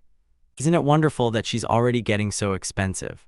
The cat blurts that he can't keep this secret forever. Does the main character even get it? He sighs hard, then snaps that this vein has to be pulled out of here right now. This man is the only one who's ever stood by him, so he whips around to Sebastian and tells him, "I'm at your service." The protagonist snaps at Sebastian to call him a merchant, one you absolutely can't trust, then he just lounges there doing nothing. A few days later, a carriage rolls up and grinds to a stop, and the main character lights up, realizing, oh, he thinks I'm the one who's coming. He stares out the window and snaps that, for some reason, Carter's property is drawing way too much attention. Then the cat chimes in that it's all his fault. With a grin, the main character blurts that they even uncovered a mithril vein here in the end, so the merchant has no choice but to cheat them when he sells the ore, and the cat just laughs. If that evil merchant outplays him, his name will crash straight into the dirt, because he's already been played, thrown away with nothing, and everyone's about to watch him get labeled the Dumb Lord. And yeah, that's the dark way people have been talking about him. The cat tells him if a rude merchant like that can exist, then asks Sebas to hunt down the one with the worst reputation. And the protagonist realizes bad business never comes from honest work. The main character grins and declares that he'll finally show up before him, brimming with total confidence. Then the cat awkwardly blurts out that he hasn't even seen him yet. Then the door swings open, Sebastian strides in, and just like that, he announces he's brought the man the protagonist asked for. Noah stands right in front of him, listening. The man jabs a finger at a hooded woman in a burqa, says her look is unmistakable, and warns the protagonist to tread carefully. Then Noah blurts out, "Wait, what do you mean?" The merchant lights up and says he's happy to meet them, then he slips off his hood and right there a goblin appears. She steps forward and introduces herself, Sabrina Ekiguya. All three people in the room, and the cat too, go wide-eyed as they finally realize she's a goblin. Sebastian tells me he's tracked down the reputations of countless merchants across the country, and this is the closest match to what Mr. Noah told me to find. The cat leans in full of curiosity and asks why the monster is working for the merchants. Honestly, that's a really good question. The heroine flashes a bright sign, grins, and announces she's hired everyone, and the whole room goes silent with shock, even the merchant herself. He barrels up to the goblin, snatches her hands, and demands, "Are you Sabrina Iquigilla?" Then he pushes for her cooperation, because even he can't explain why that name hits so hard, but it feels downright villainous. The cat tells the protagonist to wait because it's a goblin, and the protagonist snaps back that she's a dragon, so the cat just shrugs and says, "Looks don't matter, what matters is how incorruptible a merchant you really are." For a few tense moments, nobody says a word, then Sabrina Iquiguya breaks down, crying hard and trembling as she lifts her shaking hands in front of her. The protagonist asks the merchant what happened, and she gasps, saying, "Since I turned into this, you're the first person to say anything like that," and she's practically bursting with joy. The cat leans in, curious, and asks if she's really become just like that. Then the protagonist grins and admits it has to be brutally hard. Sabrina clenched her fist and swore she'd go all in for someone as kind as Noah, while Noah, the protagonist, pinched hope in his chest but worried he'd mess it up, until a sudden memory slammed into him. The main character thrusts the goblin into the goblin's hands and tells her it's a true friendship offering, then gives it over. Sabrina takes it with a real smile and thanks him from the heart. Cat blurts out what he just handed her, and she doesn't even push back. Noah just admits it's some kind of exorcism business. The protagonist blurts out that he can't have a single thing go wrong while Ekiguya's here, because if some traveler kills her, his whole plan crumbles. The cat snorts, already thinking about what Noah just handed her. The cat knows that object screams holy relic, and the goblin grins as he proudly grips the cross in his hand. After a moment, the cat just sits there, dead silent, while someone in total shock blurts out, "What is that?" With his arms wide open, the main character demands, "What is this ridiculously huge mountain of gold?" Then storms, because the world economy is about to collapse. And suddenly everyone crowds around him, staring as they hang on every emotion he throws at them. Sebastian tells them this is the cash Ikiguya hauled in, and when the mithril vein sold for a fortune, they hit gold, so the main character freezes in shock and demands what he means, then lets Sebastian take it from there and drive Ikiguya. The man stumbles into his report, blurted out that Ekiguya is already here. Then a young girl with a heavy burden steps out from behind him and insists it's her. But when they look closer and shout Sovereign Ekiguya, it's revealed to be a guy, and the entire crowd freezes in shock. Everyone's screaming in shock, and the cat blurts, "So I really changed that much?" Sabarin nods and admits, "Yeah, I was a bit late getting the explanations out." After Mr. Noah handed him that necklace, he slipped it on and instantly got his old self back. The curse was gone, and he humbly thanked everyone with all his heart. The protagonist gasps in horror, asking if he's been cursed, because it's a brutal shame. Other merchants set him up, then the curse turned him into a goblin, and with that face no one would do business, so he spiraled down into being nothing more than a run-of-the-mill money changer. So Mr. Noah clocked everything, didn't hesitate, and still chose to team up with him, because he's truly amazing, and he even wiped that nasty curse right off her. Ikuya says that since he finally looks normal again, he rushed Gina back to the guild, pulled out his money, and now he's locking in. He'll keep working with the Carter estate from here on out. Sebastian blurts in shock about the Gina Guild, and the protagonist snaps back. Did he even know about it? The richest trading guild on Earth? He just heard one of its members vanished. But who in the world could have guessed that Mr. Sabarin, the missing merchant, was right there, staring at them in total confusion? Trembling in horror, the protagonist demands, "Sebastian, why did you bring me?" And then he snaps, "Aren't I your friend?" Because this feels like the mistake of the century and it's about to explode. Sabarin can't believe it. Somehow Noah's gigantic heart worked like a miracle and lifted the curse from him. This tale needs to be passed down generation after generation, get people together, and the whole story will spread like wildfire. I turn to Lista and ask, what are you carrying? The girls are glued to this report, cheering because it screams kindness, and with their leader's generosity driving the whole thing, they're already ready to dive into a journey that turns darkness into light. No question, they're in. The protagonist declares he's done owning these lands, and Suburban realizes his help isn't wanted anymore. Then the story slams into the pitch-black depths of the Forest of Death, right into Demon King Karanostius' terrifying territory. A guy sits right before the king, points at the main character in a drawing, and declares he's the new hero, Noah Carter. Then he leans in and asks if the king wants him wiped out.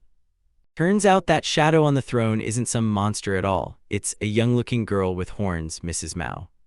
Late at night, the cat prowls the whole estate, then spots a light blazing in a room, and it freezes, baffled like, why is someone still awake? She peers into the room and spots a candle burning on the table. Then someone asks, has Noah gone to bed yet? And the reply comes quick, yeah, he has. The girl gets it and says, all right, then I'll kick things off and call a meeting of everyone who will figure out how to support NOAA. 4 young girls are crammed in the room, and the cat's jaw drops, realizing he's looking at a full-on nest of fanatics. The girls trade theories on what they already know. Mr. Noah hasn't left his room in days, a whole week gone, and Kitty can't stop wondering what on earth he's doing in there.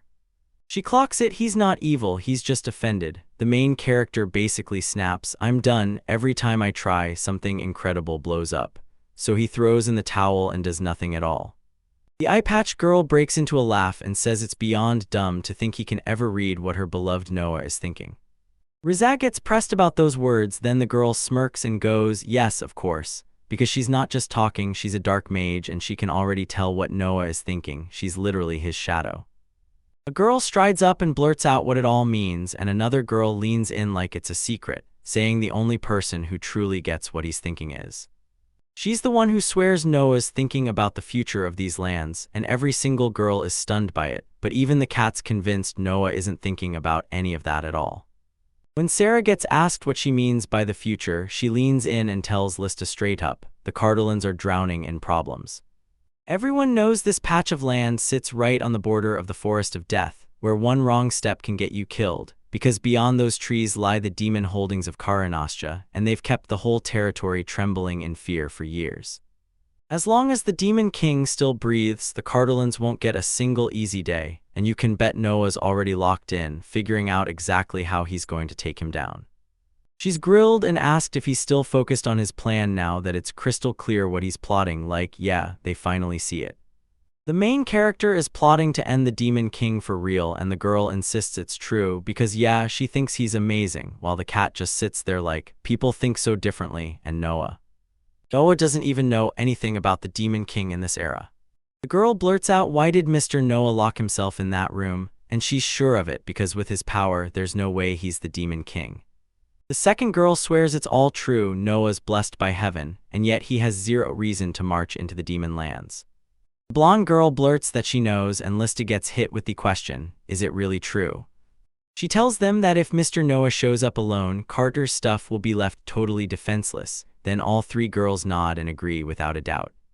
Even though he's got to take down the Demon King to save these lands, he's forced to leave their territory to do it, and that's a huge problem. The girls are talking like, we're not upsetting anyone, we're here to be the prince's knights.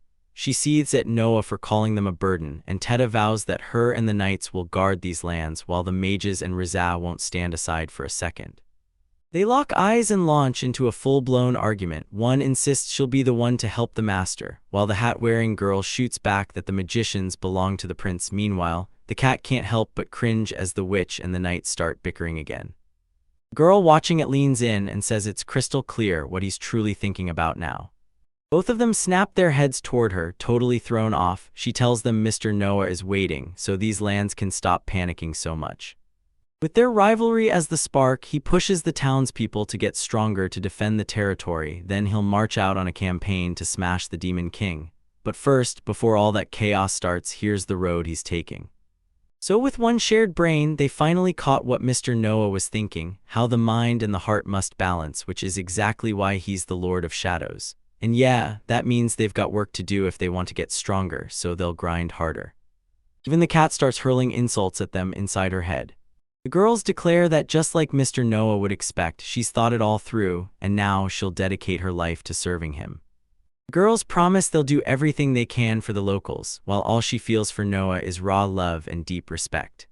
They flash a triple handshake and the cat's eyes go wide like, "Are you out of your minds?" Everyone can see it's insane, so she storms farther down the hall. The girl pounds on the door and yells at the protagonist that the people have started rioting, so we have to act right now. A note is taped to his door telling everyone not to disturb him, and the protagonist freezes in horror, saying she's far too loud. Then he shuts it down for good. No more plans, no more visitors, and from now on he's a full recluse. Behind that door, the girl's rage flares up, and the main character shoots back that he doesn't care what happens next. Later that day, the main character and the cat perched on his shoulder freeze in shock, staring at what's happening.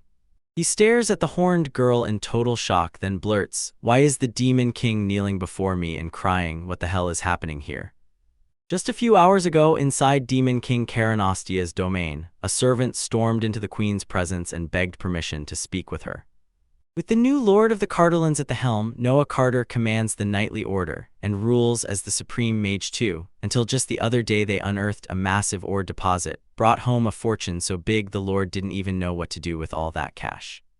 The spies the last king sent got caught, got brutalized, and got crippled so bad they couldn't run a single mission anymore, so now she's got the guts to guess.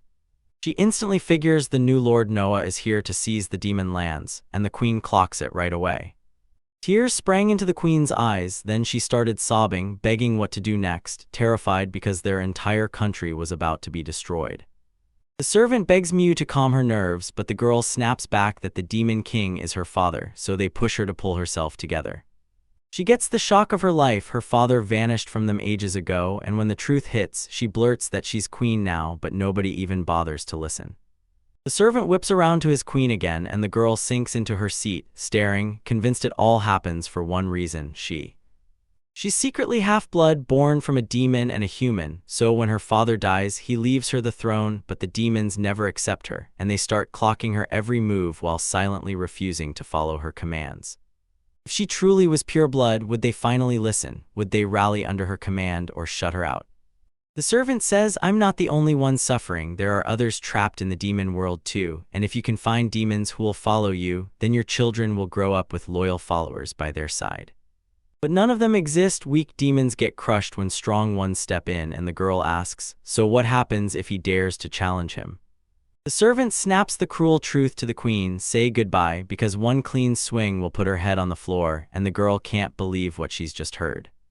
She's terrified out of her mind. She doesn't want to die, she doesn't want anyone else to get hurt, and she sure doesn't want to get hurt either. She's got so much left to do, but if nobody acts, the demons will start dying, and when they do, she'll be blamed before her father. So the girl makes the brutal choice: trade her own life to secure a future for demonkind. It's the only thing she can live with.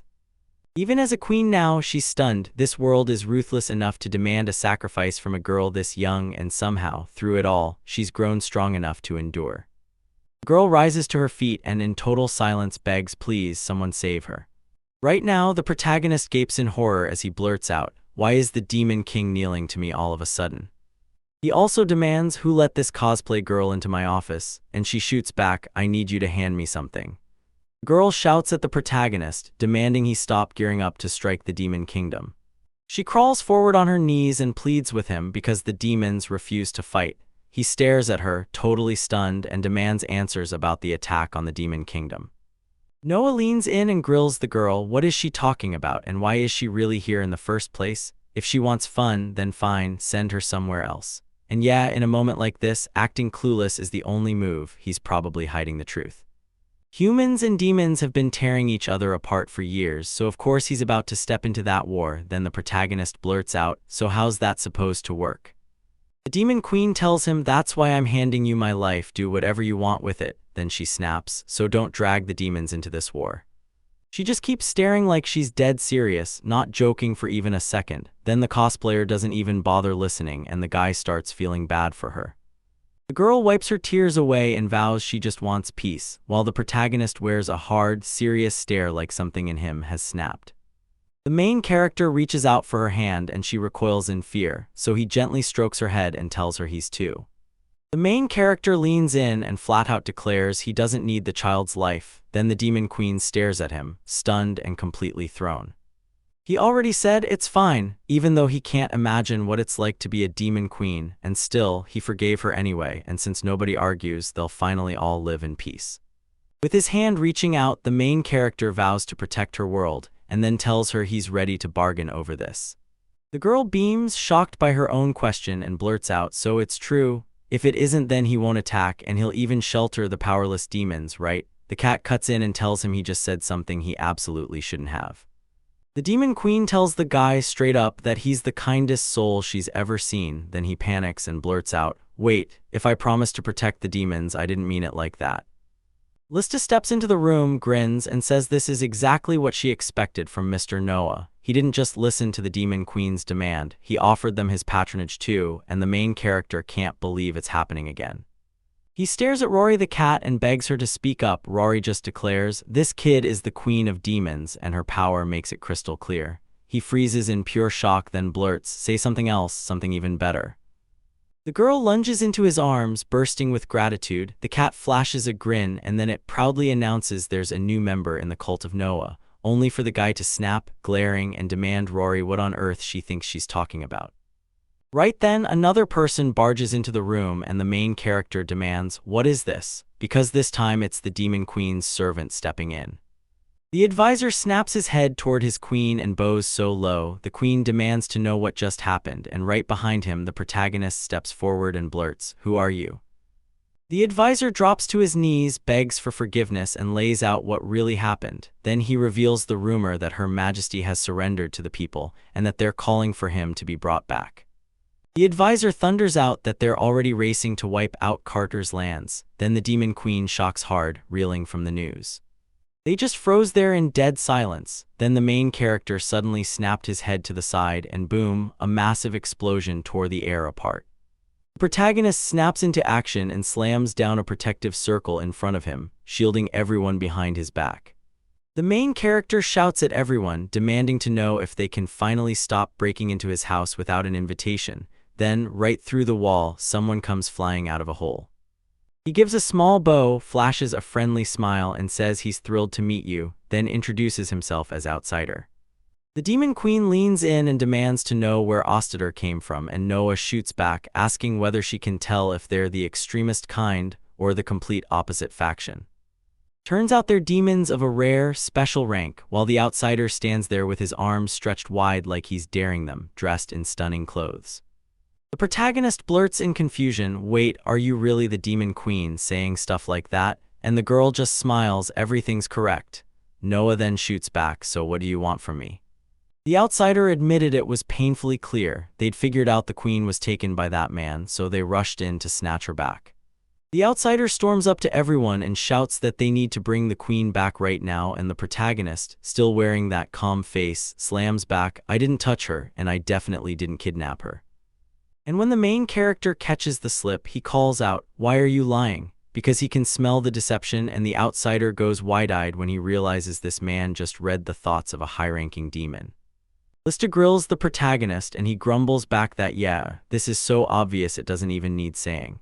The protagonist demands, "So what do you want from me?" Because he's swamped here even though he's been locked up for a while. Then the outsider shrugs and says it's all simple. The outsider steps up and demands they hand Carter's domain over to the demons, and the demon queen is so stunned she can't even process it. She fires back, "What are you talking about?" The outsider snaps that this is the demon's real endgame. Days ago, that pesky barrier finally shattered, and once it did, they tore through to the human world to claim this land once and for all. The protagonist snaps to the truth. He didn't even realize Noah himself shattered the barrier, and the queen fires back, asking if he knows how many demons are now forced to suffer because of it, since she certainly never gave permission for anything like that. The outsider snaps at the girl to shut up, and he doesn't care at all about the king's pathetic daughter. She's been humiliated her whole life, so her permission means nothing. He's honestly relieved she's still considered trash, because that label is his bargaining chip. The protagonist clocks that the demon world situation is pure misery, then shoots a question, "Wanna trade with me?" The outsider grills him for details on the exchange, calls it a genuinely wild idea, but then flat out refuses to sign up for penny conditions. Before long, this whole territory will be crawling with up to 10,000 high-ranking demons in every single village. The cat snaps to it, shocked by the number, and suddenly realizes he was set on enslaving these lands from the start, so she turns to Noah and demands what they should do next. Even after everything, the main character cracks a smile, makes a positive gesture, and nods, watching everyone in the room freeze in shock. The cat snaps, "What are you even talking about?" And the guy just smirks, saying he'll hand over the territory, no lies. "Yeah, it's true," he says. "If he lets that many demons onto his land, then he's basically putting himself in their hands." He demands to know what'll happen to the current lord if that's the case, and the cat suddenly gets it, then begs him not to tell her. The protagonist smirks, already imagining how taking control of the lands will let him crawl back into the deposed lord's seat, so he never has to worry about a thing again. The cat taps his cheek and demands to know what he's talking about, what happens to the people here. Then Noah grins and says, "Since the demons will seize these lands, I'll just move everyone over with magic." The protagonist leans in and asks the outsider if he wants land. He says yes, and then the protagonist grins and declares he's coming for the human world and taking it over. The main character leans in and demands, "So what are you giving me? What do I get for this possession?" The demon stares back at him, totally thrown. He claims that a truly great exchange only works when both sides walk away winning. "So tell me, is that actually true?" The cat begs him, "Don't tell me you want something too," and the guy snaps back, "I'm not handing over my lands like that." She cuts in and asks what he's talking about, and he shrugs that he's just bargaining. Meanwhile, the cat bristles, furious that he's negotiating with a high-ranking demon. Whoever it is, the protagonist can't just take. If he gets nothing, he won't leave empty-handed. He'll come back with a mediator to hammer out every condition. They hauled 10,000 demons into the territory, and the guy snapped that dumping that many horrors on just one girl was straight up a waste. The protagonist asks Rory the cat why she's freaking out, then turns to the demon queen and the outsider, saying, "Do you really think these guys with that pitiful mana are worth anything?" Then the demon queen is left utterly stunned, and the outsider just goes silent. Rory can't believe it, thinking, "Wait, does this guy seriously get nothing at all?" If this keeps up, we're looking at a full-blown war with the demons, so the outsider warns. Even when his own men get attacked, he stays weirdly calm. Noah shrugs and says he's not really worried, but the villagers, they're terrified. After that, the outsider lets out a laugh and says he can finally pay for it. Then a strange ball materializes above his palm. He slams the words out, he'll unleash his entire army to wipe these lands clean, and the ball in his hand is already fully formed. Rage flares in the protagonist as he glares at the demon, then he laughs out loud and tells him it's finally all over. The outsider swears he'll make the guy who mocked him regret it. Then a high-ranking demon steps in, and right in the middle of it all, someone from the ball speaks up to the demon. The demon demanded to know what went down. Did they finish rounding people up, or was someone about to file a report? A member of the circle breaks the news. Their army has already been wiped out completely, and the outsider can't believe it. The outsider crouches and grills the demon on the dirt, and the demon admits it. He followed the orders, then launched an attack on the village, only to get smashed by the Knightly Order and the Order of Magicians. It turns out the village's regular folks weren't weak at all. They straight up fought back and didn't back down. In terror, the main character blurts, "No way, how could this happen?" Rory steps in and tells the guy, "Yeah, that's exactly what villains always say." He drops to his knees, clutching his head, and Rory tells him the residents trained with magicians and knights, just like she already warned him earlier. Noah tells them, "If we wipe out every last demon, we don't get to lose, no exceptions, not even once." The outsider just watches, stunned. Suddenly, the demon jabs a finger at him and hammers that it was all his trap. Then the guy erupts, demanding how this happened. The outsider flat out tells Noah, "You're done, I'm never forgiving you," because he got tricked and deceived him, and then he lunges in, screaming Noah's name like a war cry. Out of nowhere, rage ignites in the protagonist. This outsider is pure trouble, and he doesn't waste a second. He lunges forward and smashes the demon with his own hand. Hit after that brutal blow, the demon crumples to the floor at once, and the demon queen is left reeling, stunned beyond words. Once the demon hit the ground, the main character jerked his head up, staring like it finally clicked. He couldn't just swing, he had to calculate the demon's speed first, or that first strike would have knocked him clean off his feet. Yeah, he nailed it. The cat tells him, "If someone attacks you, hit back just like an apple falls when you throw it. That's how it's supposed to be." And somehow, the outsider is still alive. Barely getting to his feet, he snaps at Noah Carter that he's a monster, and the protagonist instantly realizes that's the main demon speaking through him. Someone snaps that this is totally what they expected from Master Noah because their lord already steamrolled the boss, and then the main character just stares, totally baffled, wondering if this is all some sick joke. Rory says it finally clicked. He predicted the demon's moves, baited them into a trap, and even handled the boss, and the protagonist is completely stunned while the cat chimes in, calling him an absolute master. The hero's jaw drops, he blurts out what's happening. Then the queen snaps, asking if those extremist demons are finally wiped out so the weak demons won't get dragged into the fighting anymore. Suddenly, the girl lunges into the main character's arms. He's completely stunned, then blurts out a heartfelt thank you, swearing that the demons owe him, and they'll do whatever it takes to protect these lands. The cat snaps at him that he looks more like a fool than a monster. He scolds her back, and it finally hits him. If he keeps this up, he'll end up the same way he always does.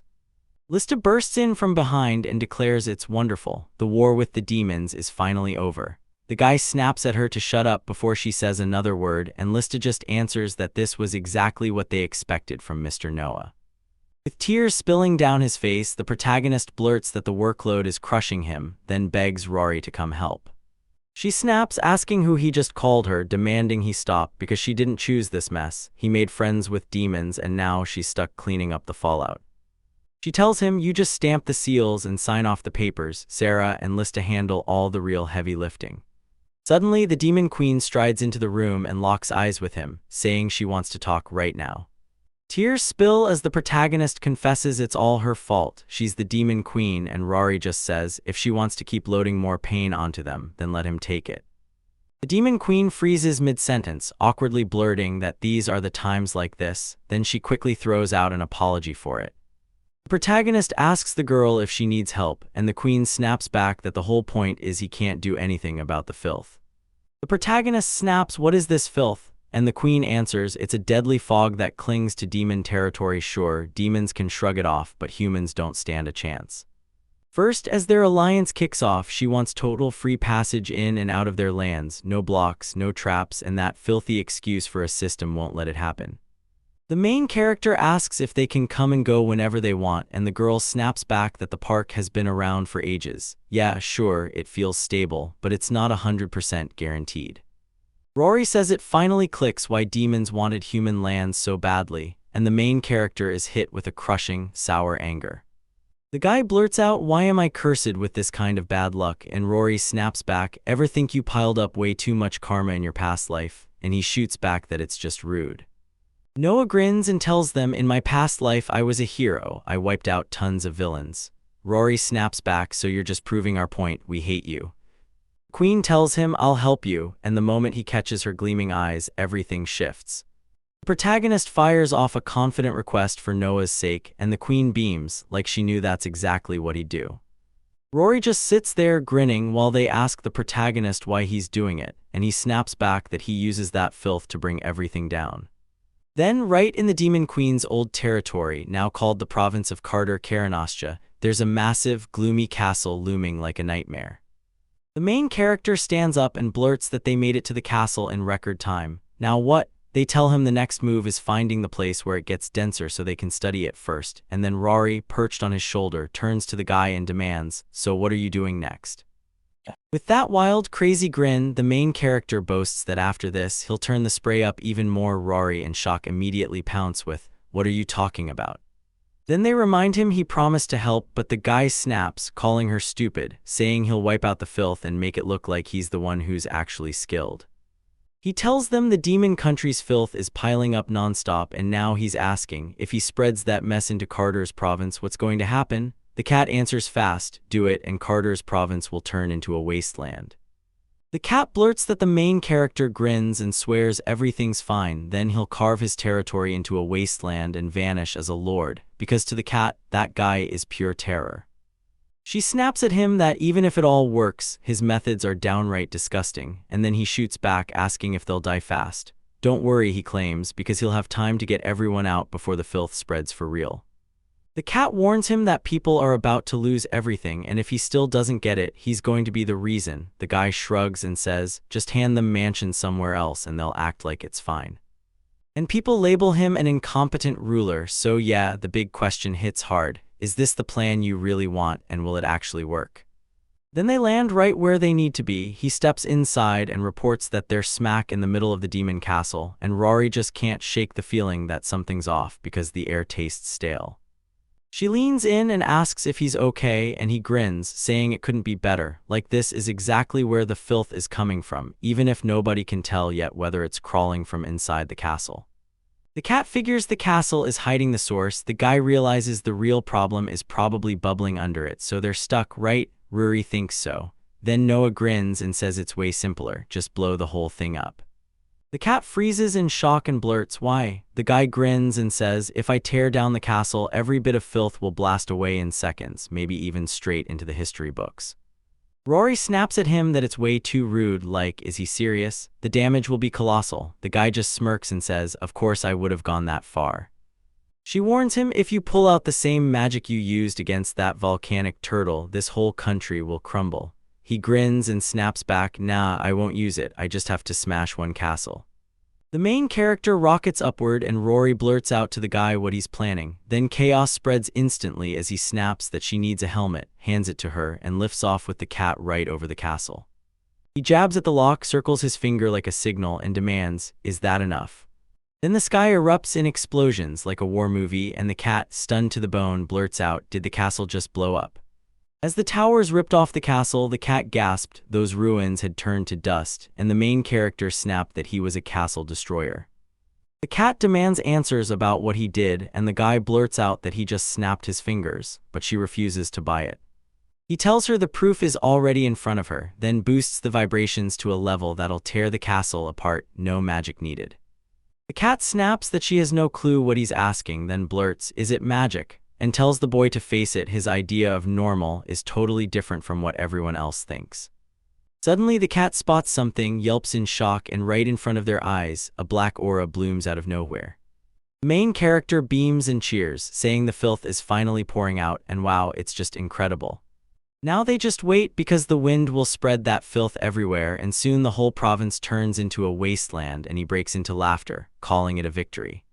He bursts into loud laughter, and the cat panics, thinking he's turning into the Demon King right in front of it.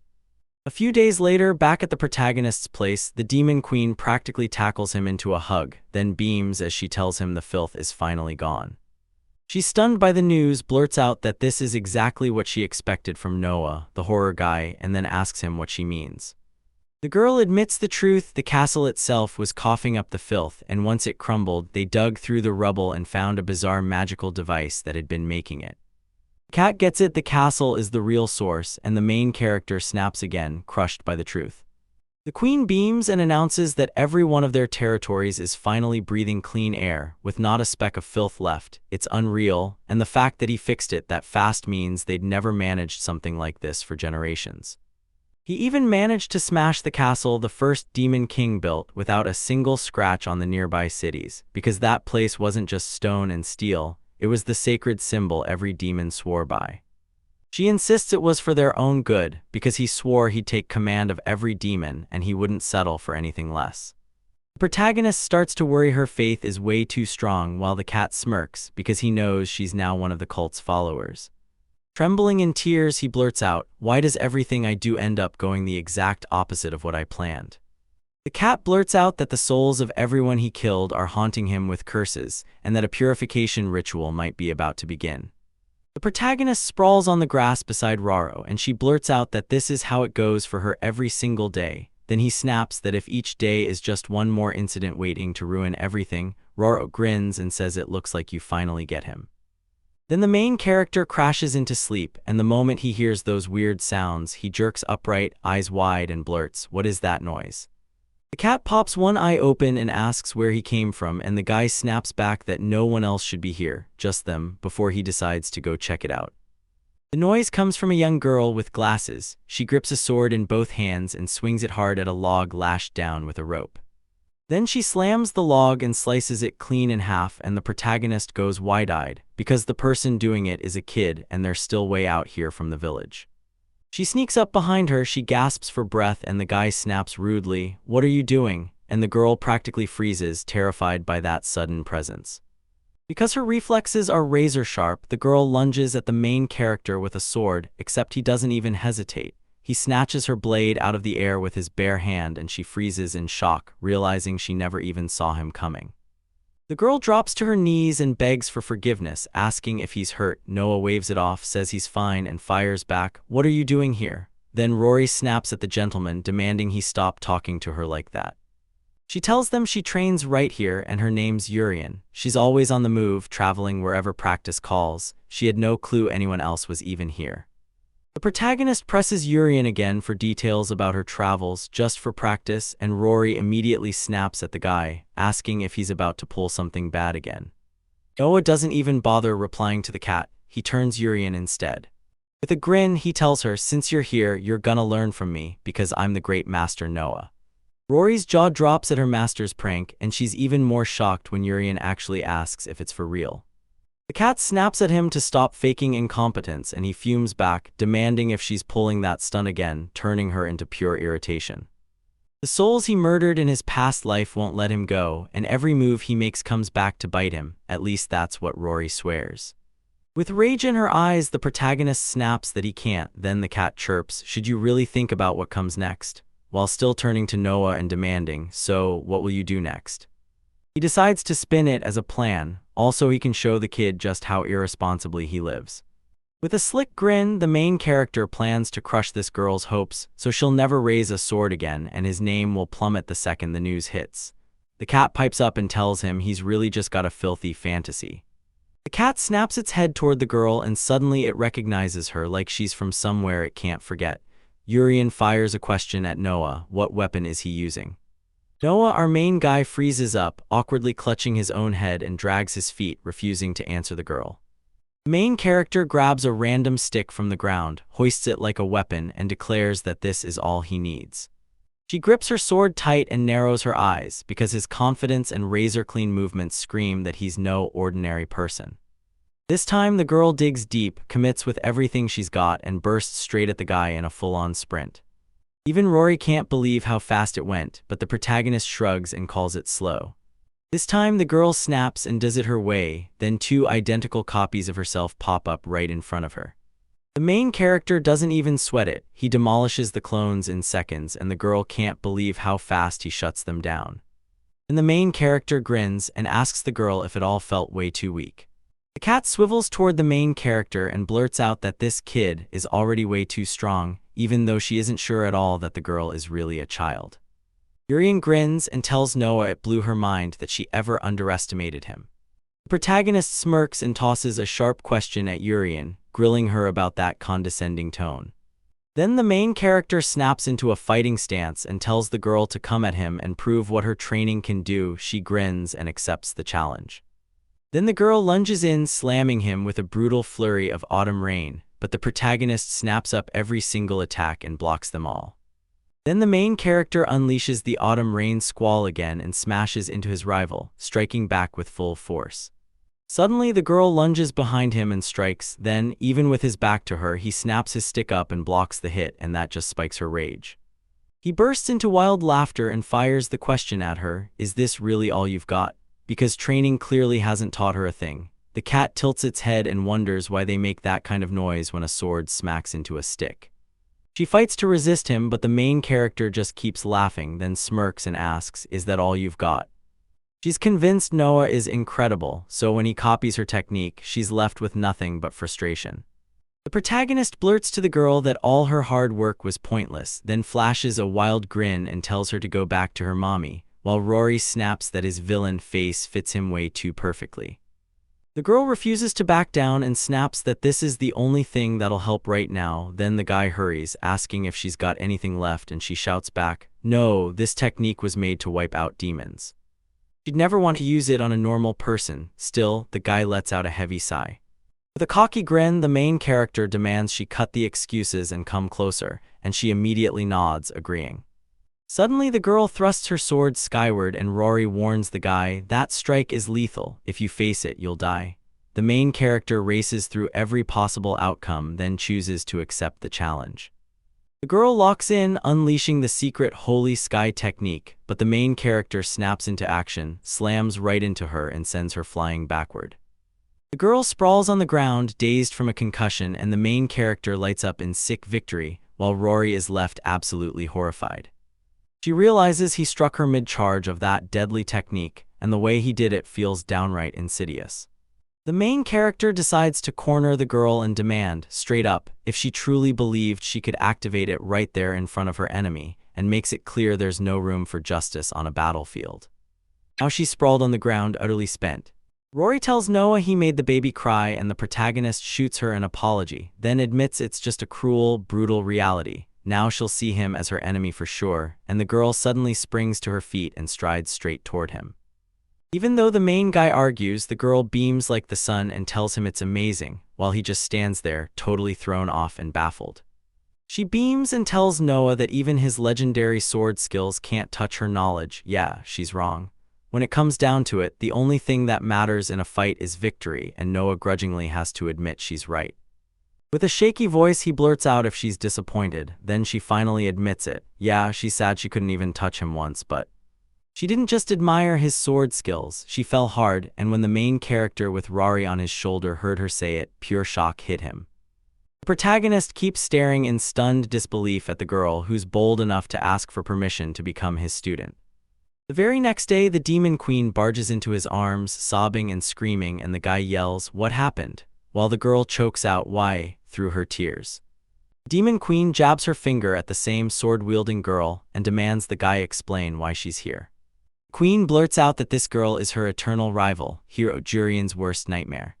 The main character shrieked in shock at the snooze, then rattled off the reports she'd remembered. Urian was a real hero. It was her they saw in the castle, and she hadn't recognized her because of her glasses. The protagonist freezes in disbelief, asking if this weakling could really be a hero, and where her glasses even went, but Lista snaps back that he's just too strong and he needs to stop measuring this world against the one he came from. Right in the middle of everything, the Demon Queen bursts in, crying her heart out, begging Mr. Noah to help her. Urian blurts out that she can't believe it. He really did tame the Demon Queen, even though everyone figured Les would be the one to do it. She snaps back that she's almost tamed, then he presses, "Are you gonna kill me?" and she blurts for help in pure, terrified horror. Urian just shrugs and says, "Of course I'm not going to kill her, so why in the world would I kill your servant?" And yeah, people and demons already hammered out a truce pact, so the hero's got zero responsibilities now, he's just training, non-stop. The Demon Queen says it all makes sense now, thanks him, and admits her worst fear is gone. Then the protagonist frowns, shocked, because he can't shake the feeling that she should have hated him. The Queen looks at him and declares, "You're the best." Urian backs it up, saying he somehow outclasses both the Demon King and the hero, and even admits she expected that from her own teacher, while the protagonist is left stunned, horror written all over his face as those girls speak. He clamps his hand to his face and growls to himself, disgusted. Why does it always end like this?